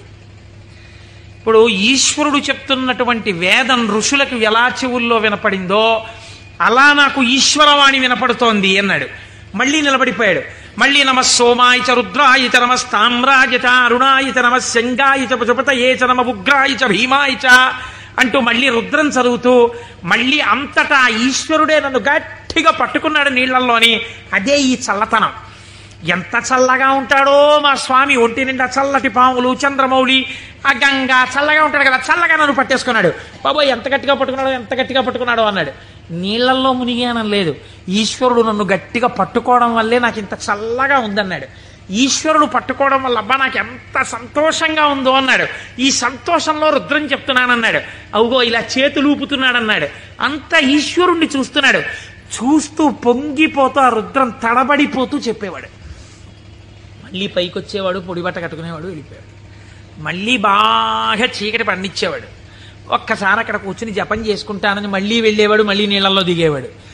మళ్ళీ ఈశ్వరుడు గట్టిగా పట్టుకున్న అనుభూతి పొందేవాడు. మళ్ళీ రుద్రం చెప్పేవాడు. ఇది కొన్నాళ్ళు అయిపోయిన తర్వాత ఏమైందంటే తను అలా అడుగులేసి ఎడుతుంటే గాలి ఇలా తగిలేది. కాళహస్తి నుంచి వాయులింగ రూపుడైన నా స్వామి వచ్చి నన్ను ఒక్కసారి ఇలా పిలిచి కోటేశ్వరరావు ఒకసారి పలకరిద్దామని వచ్చాను కాళహస్తి నుంచి అంటున్నాడు. అమ్మా స్వామి తగిలాడు ఇక్కడ, అబ్బా స్వామి నమస్కారం అంటున్నాడు. ఇప్పుడు ఎక్కడ లేడు ఆయనకి. అలా వెడుతూ పైకి చూశాడు, అబ్బో అనంతంగా పెరిగిపోయిన నా స్వామి ఆకాశ రూపంలో కనపడుతున్నాడని మళ్ళీ నమస్కారం చేసేవాడు. కపర్దీ నమ కపర్దినీచా అనేవాడు. ఇలా రాను రాను రాను రాను ఏమైపోయిందంటే ఎవరు కనపడినా ఆయనకి ఈశ్వరుడే కనపడేవాడు. ఆఖరికి పరిగెత్తి పారిపోతూ దొంగ కనపడేవాడు. నమ చోరాయచ, పరిగెత్తుతున్న దొంగలో నా స్వామి కనపడుతున్నాడు అనేవాడు. మరి అంతేగా చెప్పింది రుద్రం. ఇలా అంతటా ఈశ్వర దర్శనం చేసి ఎక్కడ పడితే అక్కడ ఆగిపోయి నమస్కారం చేయడం అలవాటైపోయింది. ఈ అలవాటైపోతే శంకరుడు అన్నాడు, ఇక నేను తప్ప ఇంకొకటి కనపడని నీకు నాలోకే తీసుకోవాలని తనలోకి తీసేసుకున్నాడు. శివుడిలో ఏకమైపోయి తాను శివుడైపోయాడు. ఇప్పుడు చెప్పండి, భావన చేత మోక్షాన్ని పొందాడా లేదా? రుద్ర పశుపతి నాయనారని ఆయనకి పేరు. 63 మంది నాయనార్లలో ఆయన ఒకరు. మీరు అలా కూర్చుని ఏవో పదార్థాలు అట్టుకుని ఓం నమో నమస్తే అస్తు భగవన్ విశ్వేశ్వరాయ మహాదేవాయ త్రయంబకాయ త్రిపురాం తకాయ త్రికాగ్నికాలాయ కాలాగ్ని రుద్రాయ నీలకంఠాయ మృత్యుంజయాయ సర్వేశ్వరాయ సదాశివాయ శ్రీమన్మహాదేవాయ నమః అంటూ ఎన్ని పాలు పోసినా ఎన్ని నీళ్లు పోసినా ప్రయోజనం లేదని నేను అన్నా. కానీ ఏమి రమించింది మీ మనస్సు? నీటిలో నిలబడిన వాడికి రుద్రం అనుభూతిలోకి వచ్చేసింది. మనకెక్కడొచ్చింది అనుభూతి? ఒక ఏటి గలగలల యొక్క శబ్దంలో మీరు ఈశ్వరుణ్ణి అనుభవించగలగాలి. ఒక పిట్ట పాటలో మీరు ఈశ్వరుణ్ణి అనుభవించగలగాలి. మీకు తగిలిన గాలిలో ఈశ్వరుణ్ణి అనుభవించగలగాలి. ఇది సంభావయతి. ఇప్పుడు ఏమైంది? నిరతిశయ సుఖప్రదాతయ్య ఉన్నాడు. ఈ మాటలు చెప్పి చిత్తవృత్తులైనటువంటి రాక్షస స్వరూపాల్ని తొక్కి పెట్టడానికి ఇలా నేను దక్షిణామూర్తిగా కూర్చుంటే ఆనాడైతే అర్థమైంది, కానీ ఇవాళ అర్థం కాదు లోకానికి. అందుకుని నేను లేచి తిరగాలి, తిరిగి లోకానికి బోధ చెయ్యాలి. బోధ చేసి నేనే శంభుస్వరూపమై లోకాన్ని శివుడి వైపుకి తిప్పాలనుకున్నట్టు ఒక ఆయన. ఎవరైనా దక్షిణామూర్తి మౌనాన్ని విడిచిపెట్టేట. విడిచిపెట్టి మహానుభావుడు ఎలా నడిచి వెళ్ళాడు అన్నారు. అజ్ఞానాంతర్గహన పతితానాత్మ విద్యోపదేశై త్రాతుం లోకాన్ భవదవశిఖాతాపపాపచ్యమానాన్ ముక్త్వా మౌనం వటవిటపినో మూలతో నిష్పతంతి శంభోర్మూర్తిశ్చరతి భువనే శంకరాచార్య రూపా. ఆనాడు ఇలా కూర్చుంటే అర్థమైంది, కానీ ఇవాళ నేను వటవృక్షం కింద ఇలా మౌనంగా కూర్చుంటే ఎవ్వరికీ అర్థం కాదు. వీళ్ల చిత్తములలోనే ఉన్న రాక్షసులను తొక్కి పెట్టడానికి నేనే వెళ్ళి నలుచెరగులా నేనే తిరిగి నేనే నిలబడి వీళ్ళు ఏ స్థాయిలో ఉన్నా వాళ్ళని ఉద్ధరించడానికి కావలసిన స్తోత్రముల దగ్గర నుంచి భాష్యముల వరకు ఇద్దామని ఆ దక్షిణామూర్తి మౌనమును విడనాడి ఈ భూమండలము మీద శంకరాచార్య రూపముగా తిరిగారట. ఆయనే ప్రథమ గురువై జగద్గురువై మహానుభావుడయ్యాడు. శివానందలహరి, సౌందర్యలహరి, బ్రహ్మసూత్ర భాష్యం దగ్గర నుంచి ప్రస్థానత్రయ భాష్యాల వరకు ఇచ్చారు. ఇహమునందు ఐశ్వర్యము కావాలంటే కనకధార వరకు ఇచ్చారు. అటువంటి శంకరాచార్యుల వారి దగ్గర ప్రారంభమైన గురు పరంపర నీటి మా గురువుల వరకు కొనసాగుచునే ఉన్నది. ఆ గురువాక్య శ్రవణమే నా లోపలనున్న రాక్షసులను తొక్కి పెట్టగలిగినటువంటి శక్తి స్వరూపము. ఆ గురువు మాట నేను విన్నానా అంటే ఆ చిత్తవృత్తులు నన్నేం చేయలేవు, ఆ రాక్షసులు నన్నేం చెయ్యలేరు. సంభావయతి, నా యందు మంచి భావములు ప్రవేశించి ఈశ్వరాభిముఖుడనై శం నిరతిశయ సుఖస్వరూపమైన శివుని యందు కలిసి నేనే శివుడనగుచున్నాను. అటువంటి స్థితిని నాకు కలగడం కోసమే మహానుభావుడైన పరమాత్మ నాకు ఈ ఉపకారం చేశారు. ఇటువంటి జ్ఞానము కలగడము దేనివల్ల కలుగుతుంది అన్నారు. ఇటువంటి జ్ఞానమే శంభుస్వరూపం మీకు కటాక్షిస్తుంది. అందుకే శంభు అన్న నామం అంత గొప్ప నామం అయింది. పరమశివుని యొక్క రూపాలలో ఆ శాంభవ స్వరూపం అంత గొప్పదైంది. ఆ నామాలు చెప్పుకుంటే చాలు మనం ఉద్ధరింపబడతాం. అందుకే కదా ప్రతిరోజు ప్రదోష వేళ చెప్పుకుంటున్నాం. ఈ చెప్పుకున్న ఫలితం ఏమిటో మనకు ఒక రోజున తెలుస్తుంది. తెలిసిన రోజున అయ్యా మనం ఎంత అదృష్టవంతులను ఆ రోజున నామం చెప్పుకున్నాం అనుకుంటాం. మనకి పెద్దలు ఒక మాట చెప్తారు, శరీరమునందు ఆరోగ్యం లుప్తమవుతోంది అనుకోండి, ఆరోగ్యము మళ్ళీ పొందికగా కుదరాలంటే ఒక్కరి వలన మాత్రమే కుదురుతుంది. సూర్యోపాసన చెయ్యాలి, ఆదిత్య హృదయం చదువుకోవాలి. ఆరోగ్యం భాస్కరాదిచ్చేత్, శరీర ఆరోగ్యము మనస్సు ప్రశాంతముగా ఉండుట సూర్య భగవానుని యొక్క అనుగ్రహము వలన కలుగుతుంది. శ్రియమిచ్చేత్ హుతాశనం. ఇవాళే పొద్దున నేను ఒక ఉపనయనానికి వెళ్ళాను. ఆ ఉపనయనానికి వెళ్ళినప్పుడు మా దొరగారితో, చూశారా దొరగారు అగ్నిహోత్రాన్ని ఎలా ప్రార్థన చేస్తారో అని మా దొరగారికి చెప్తూ అక్కడ కూర్చున్నాను. ఆ అగ్నిహోత్రం చేసినప్పుడు అగ్ని కార్యం చేస్తూ ఆ అగ్నిహోత్రాన్ని అడుగుతారు, నాకు ఇవన్నీ, ఈ వీర్యము, ఈ పరాక్రమము, ఈ ఐశ్వర్యము, ఈ ధనము, ఈ సంపత్తి, ఇవన్నీ కూడా నాకు ఆ హుతాశన నాకు ఇయ్యి అనగా, ఓ అగ్నిహోత్రమా నువ్వు నాకు కటాక్షించు అని అడుగుతారు. అందుకే అగ్ని కార్యం చెయ్యడానికి సమర్థత కలిగిన వాడైతే తానే అగ్ని కార్యం చేస్తాడు. నాకు లేదు అగ్ని కార్యం చెయ్యగలిగిన సమర్థత, ఏం చెయ్యాలి అన్నారు. ఇప్పుడు మీకు నేను ఒక ఉదాహరణ చెప్తా. రేపు ఫిబ్రవరి 11వ తారీఖున సుబ్రహ్మణ్యేశ్వర స్వామి వారి యొక్క హోమం జరుగుతుంది ఇక్కడ. ఆ హోమం జరిగినప్పుడు మీరు చెయ్యగలరా సుబ్రహ్మణ్య హోమం? ఆచంద్ర తారార్కం వంశం నిలబడాలి. ఎక్కడో ఒక చోట వంశం ఆగిపోయే ప్రమాదం రావచ్చు. కానీ ఒక్కసారి ఎవడు సుబ్రహ్మణ్యుడి కావిడి భుజం మీద పెట్టుకున్నాడో, సుబ్రహ్మణ్యుడికి హోమం చేశాడో, వాడి వంశం ఆగదు. అటువంటి ప్రతిబంధకం ఉంటే తొలగిపోతుంది. ఇప్పుడు మీకు రాదు ఆ హోమం చేయడం, మరి మీరేం చెయ్యాలి అంటే, కలియుగమునందు పురుషార్థమును వెచ్చించు. అందుకని టికెట్ పెడతారు. దాని మీద డబ్బులు సంపాదించడానికి కాదు. ఒక టిక్కెట్ పెడితే మీ ద్రవ్యాన్ని మీరు వినియోగించాలి. అది ఓ 1000 రూపాయలు అవుతుంది అనుకోండి, మీ దగ్గర 2000 పుచ్చుకోరు. ఎందుకు పుచ్చుకోకూడదు? అలా పుచ్చుకుంటే వీళ్ళు మోసం చేసినట్టు అవుతుంది. ఎంత అవసరమో అంత పుచ్చుకుంటారు. ఇప్పుడు మీరు ఈ ద్రవ్యం ఇచ్చి బాహ్య అంతఃశౌచమును పాటిస్తారు. అంటే స్నానం చేసి విభూతి పెట్టుకుని తిలకం పెట్టుకుని, లేదా మీరు ఏ సంప్రదాయమునందుంటే అటువంటి తిలకధారణ చేసి వచ్చి కూర్చుంటారు. ఆచార్యముఖేన మీ కొరకు ఆచార్యులు చేస్తారు. ఆ పదార్థములన్నింటి మీద మీ చెయ్యేసి మీ గోత్రనామాలు చెప్పి అక్కడ హోమం చేస్తారు. ఇప్పుడు ఈ హోమం ఎవరు చేసినట్టు? మీరు చేసినట్టు మీ ఖాతాలో పడిపోతుంది ఫలితం. కాబట్టి ఇప్పుడు ఏమవుతోంది? మీకు కావలసినటువంటి సుఖమునకు హేతువు కర్మ మార్గము చేత మీకు ఇప్పిస్తారు ఈశ్వరానుగ్రహంతో.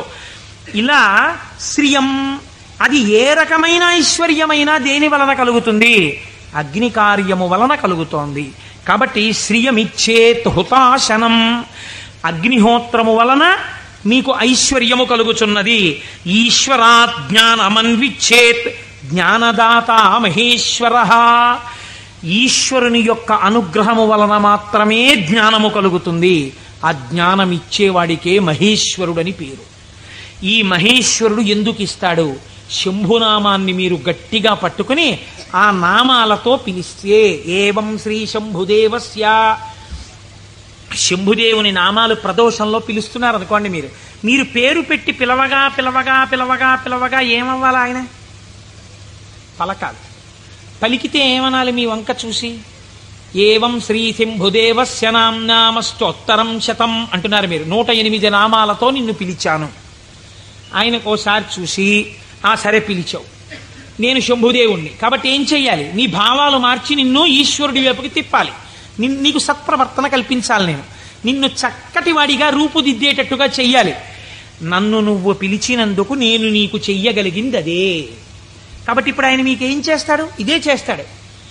మీరు ఆయన విసుక్కున్నా సరేనండి, లోకంలో ఒక నానుడు ఉంది, మీరు చూడండి.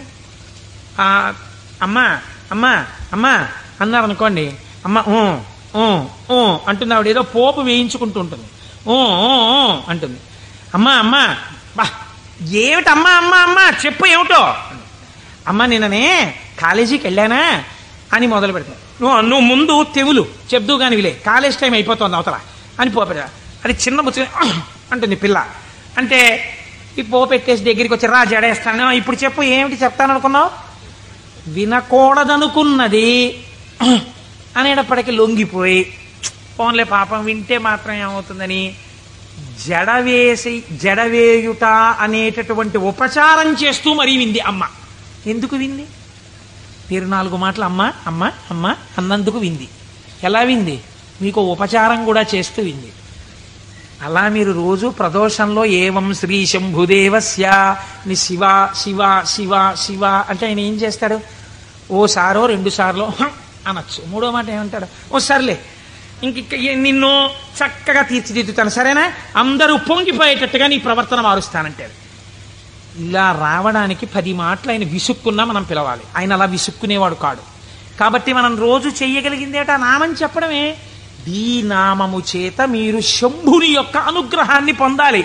ఇది శం, ఈ లోకంలో సుఖం దగ్గర నుంచి నిరతిశయ సుఖం వరకు, ఊర్ధ్వలోక సుఖం వరకు ఎంత సుఖం ఉందని మీరు అనుకుంటున్నారో అన్ని సుఖాల్ని మీకు ఇవ్వడం. దీన్నే కామకోటి అని పిలుస్తారు. కామకోటి అంటే కంచి కామకోటి పీఠం అంటారు. కామకోటి అంటే ఇక్కడ కోరికలు ఇవ్వడంతో మొదలుపెట్టి కోరికలు లేకుండా చేయడం వరకు తీసుకెళ్ళి ఆ తర్వాత పుణ్యం ఇచ్చి పుణ్యము వలన ఊర్ధ్వలోక ప్రాప్తి వరకు ఇచ్చి తర్వాత మళ్లీ తిరిగి రానవసరము లేనటువంటి పునరావృత్తి రహిత శాశ్వత శివ సాయుధ్య స్థితి అనబడేటటువంటి మోక్ష స్థితి వరకు ఇయ్యగలిగినటువంటి అంచులన్నీ ఆవిడ చేత పరిపాలింపబడుతున్నాయి. ఆవిడ అవనిక ఎత్తి ఈ కామకోటిలో నిలబెడుతుంది. ఈ కోటిలో ఏ మెట్టు మీద నువ్వు నిలబడతావో దానికి తగినట్టుగా నిన్ను నిలబెట్టడానికి ఈ నామాలు, ఆ ఈశ్వరానుగ్రహము నిన్ను రక్షిస్తున్నాయి. నీకు రుద్రపశుపతి నాయనారు వృత్తాంతం ఒక్కటి ఉదాహరణగా సరిపోలేదా? రమించిన హృదయం అటువంటి భావం ఒక్కటి కలగగానే రమించిపోయిందంతే. ప్రమాదం అంతా ఎక్కడొస్తుందో తెలుసా అండి? మీరు చూడండి, మనం లోకంలో ఒక పెద్ద పొరపాటు చేస్తుంటాం. మనస్సు యందు దోషం ఉండదు. మనస్సు ఏ స్థానాన్నైనా వెతకడం దానికి అలవాటు. మీ మనస్సు ఒక స్థానాన్ని అడుగుతుంది. అది ఏమండి, సాయంకాలం 6:30కి వెళ్ళి కాసేపు మనం కూడా నామం చెప్పుకుంటే బాగుంది. లేదు, కొన్నాళ్ళకి పురాణం అయిపోతుంది. సాయంకాలం 6:30కి వెళ్ళి శివాలయం అరుగు మీద కూర్చుని అలా గుడి యొక్క ధ్వజస్తంభం దగ్గర గంటలు చిరుగంటలు మోగుతుంటే, పక్షులన్నీ గోళ్ళకి చేరిపోతుంటే, శివాలయంలో ఉన్నటువంటి ప్రధాన అర్చకుడి దగ్గర శిష్యులు పాఠం నేర్చుకుంటుంటే, ఆయన ఒక్క మాట చెప్తే వీళ్ళు 3 మాటలు చెప్తుంటే, గుళ్ళోకి వచ్చిన వాళ్ళు గంట కొడుతుంటే అవి వింటూ ఒక 20 నిమిషాలు కూర్చుంటే ఎంత ప్రశాంతంగా ఉంటుందో అంది మనస్సు. అంటే మీ మనస్సు ఒక స్థానాన్ని అడిగిందా లేదా? కానీ దాని గొంతు మీరు ఎక్కడ నొక్కుతారో తెలుసా అండి? ఇది 6:30కి నాన్నగారండి ఎలాగైనా సరే మనం రోజు కాసేపు ఈవినింగ్ వాక్ వెళ్దాం నాన్నగారండి, డాక్టర్ గారు మార్నింగ్ వాక్ ఏదో ఒకటి చేయమన్నారు, వెయిట్ తగ్గాలంటున్నారు నన్ను, నేనేమో తిరగలేను నాన్నగారండి, మీరు కూడా నాతో రండి అందనుకోండి. పిల్ల లేకపోతే పిల్లాడు లేకపోతే భార్య లేకపోతే ఎవడో స్నేహితుడు. ఉత్తర క్షణం మీరు వచ్చిన ఒకే ఒక మంచి ఆలోచన పీక నొక్కేస్తారంతే. సరేలే గుళ్ళోకి ఇంకో మాట ఎప్పుడో వెళ్దాం, పాపం అడిగాడు కదా అని వెళ్ళిపోతారు. ఒకరోజు పొద్దున్నే కాసేపు మీరు 6 గంటలకి ధ్యానం చేసుకుంటే మీకు బాగుందనుకోండి. 6 గంటలకు అబ్బా లేచిపోతే పొద్దున్నే 6 గంటలప్పటికి మీరు లేచిపోయి ఆ బాత్రూంలోకి వెళ్ళి పడపడ స్నానం తిరుగుతుంటే నిద్ర పట్టే వాళ్ళకి కూడా నిద్ర పట్టట్లేదు. 7 వరకు హాయిగా ఎందుకు వెళ్ళిపోయాడు? మీరు ఏది చెప్పిన మాట ఎక్కడ విన్నారు? ఇంట్లోకి రెండంటేనే రాని వాళ్ళకి ఎవడు చెప్తాడు? బయటికి వచ్చిన వాడు చెప్పారు వెళ్ళిపోమనే చెప్తాడు కదండి. కాబట్టి పట్టు విడుపు అని 2 మాటలు మనకి శాస్త్రంలో ఉన్నాయి. ఏది ఎక్కడి వరకు పట్టుకోవాలో అక్కడ వరకే పట్టుకుని ఎప్పుడు విడిచిపెట్టాలో అప్పుడు విడిచిపెట్టేయాలి. అందుకే పట్టు విడుపు ఉండాలండి అని అంటారు. పట్టు విడుపు అన్నటువంటి శాస్త్రం మీకు అలవాటు అవ్వకపోతే శంభుదేవుని అనుగ్రహం జీవితంలో రాదు. కొన్ని పట్టుకోవాలి, కొన్ని వదిలేస్తుండాలి. ఇది విడిచిపెట్టేయకపోతే ఇంకా నా జీవితం వెళ్ళదు, నేను అటువైపు వెళ్ళడానికి కొన్ని వదలాలను వదిలిపెడుతూ ఉండాలి. అందుకే ప్రయత్నపూర్వకంగా రాజ్యం కూడా విడిచిపెట్టి వానప్రస్థానికి వెళ్ళారు. ఈ పట్టు విడుపు అంటే అక్కడ నేర్చుకోవడానికి ఇక్కడ కూడా నేర్చుకో. ఇక్కడే రాంది అక్కడే వస్తుంది నీకు, నేను ఏమి విడిచిపెడతావు? పట్టుకోవడం వచ్చు, విడిచిపెట్టడం వచ్చు. పైగా అదో క్వాలిఫికేషన్లో చెప్పడం ఏంటి? నేనండి ఇంకా పట్టానంటే వదిలిపెట్టనంటాడు ఒకడు. అంటే మూర్ఖుడివి, పాకాలంలోకి పోతున్నావు, అది గొప్ప. నాకు కోపం వస్తుంది కానండి, గవ్వుకున్నారన్నా పెద్దలు చెప్తే వెంటనే పక్కన పెట్టేస్తానన్నారు అనుకోండి, మీరు ఆయనకు పోల్దండి అయ్యాలి. అంతేగాని నాకే గాని కోపం వచ్చిందా హరి బ్రహ్మాదులు వచ్చి చెప్పినా వినండి అంటాడు. వాళ్ళ కర్మ కాలిపోయిందా నీకు వచ్చి చెప్పడానికి? నీలోంచి వెళ్ళిపోతే చాలా చచ్చూరుకుంటావు. ఎందుకు వచ్చింది? ఏమిటా వ్యగ్రత? ఎందుకు వచ్చిన మాట? కనుక నేను ఈ మాటని ఎందుకు ఇంతలా నొక్కి చెప్తున్నానో మీరు సహృదయంతో అర్థం చేసుకోండి. ఒకవేళ నా వాక్కు యందు వ్యగ్రత ఉండి ఉండవచ్చు. శంభుని అనుగ్రహము వచ్చినా గుర్తెరగగలిగి ఉండాలి. ఆ గుర్తెరగనప్పుడు వచ్చిన అవకాశము వినియోగించుకోకపోతే మరొకసారి ఈశ్వరుడు ఇవ్వడానికి ఇష్టపడడు. కనుక మనకి అటువంటి మనస్సు కూడా కావాలి. ఈశ్వరా, నీ అనుగ్రహము మాయందు ప్రసరించినప్పుడు దాన్ని నిలబెట్టుకోగలిగిన స్థితిని కూడా నీవే అనుగ్రహించు.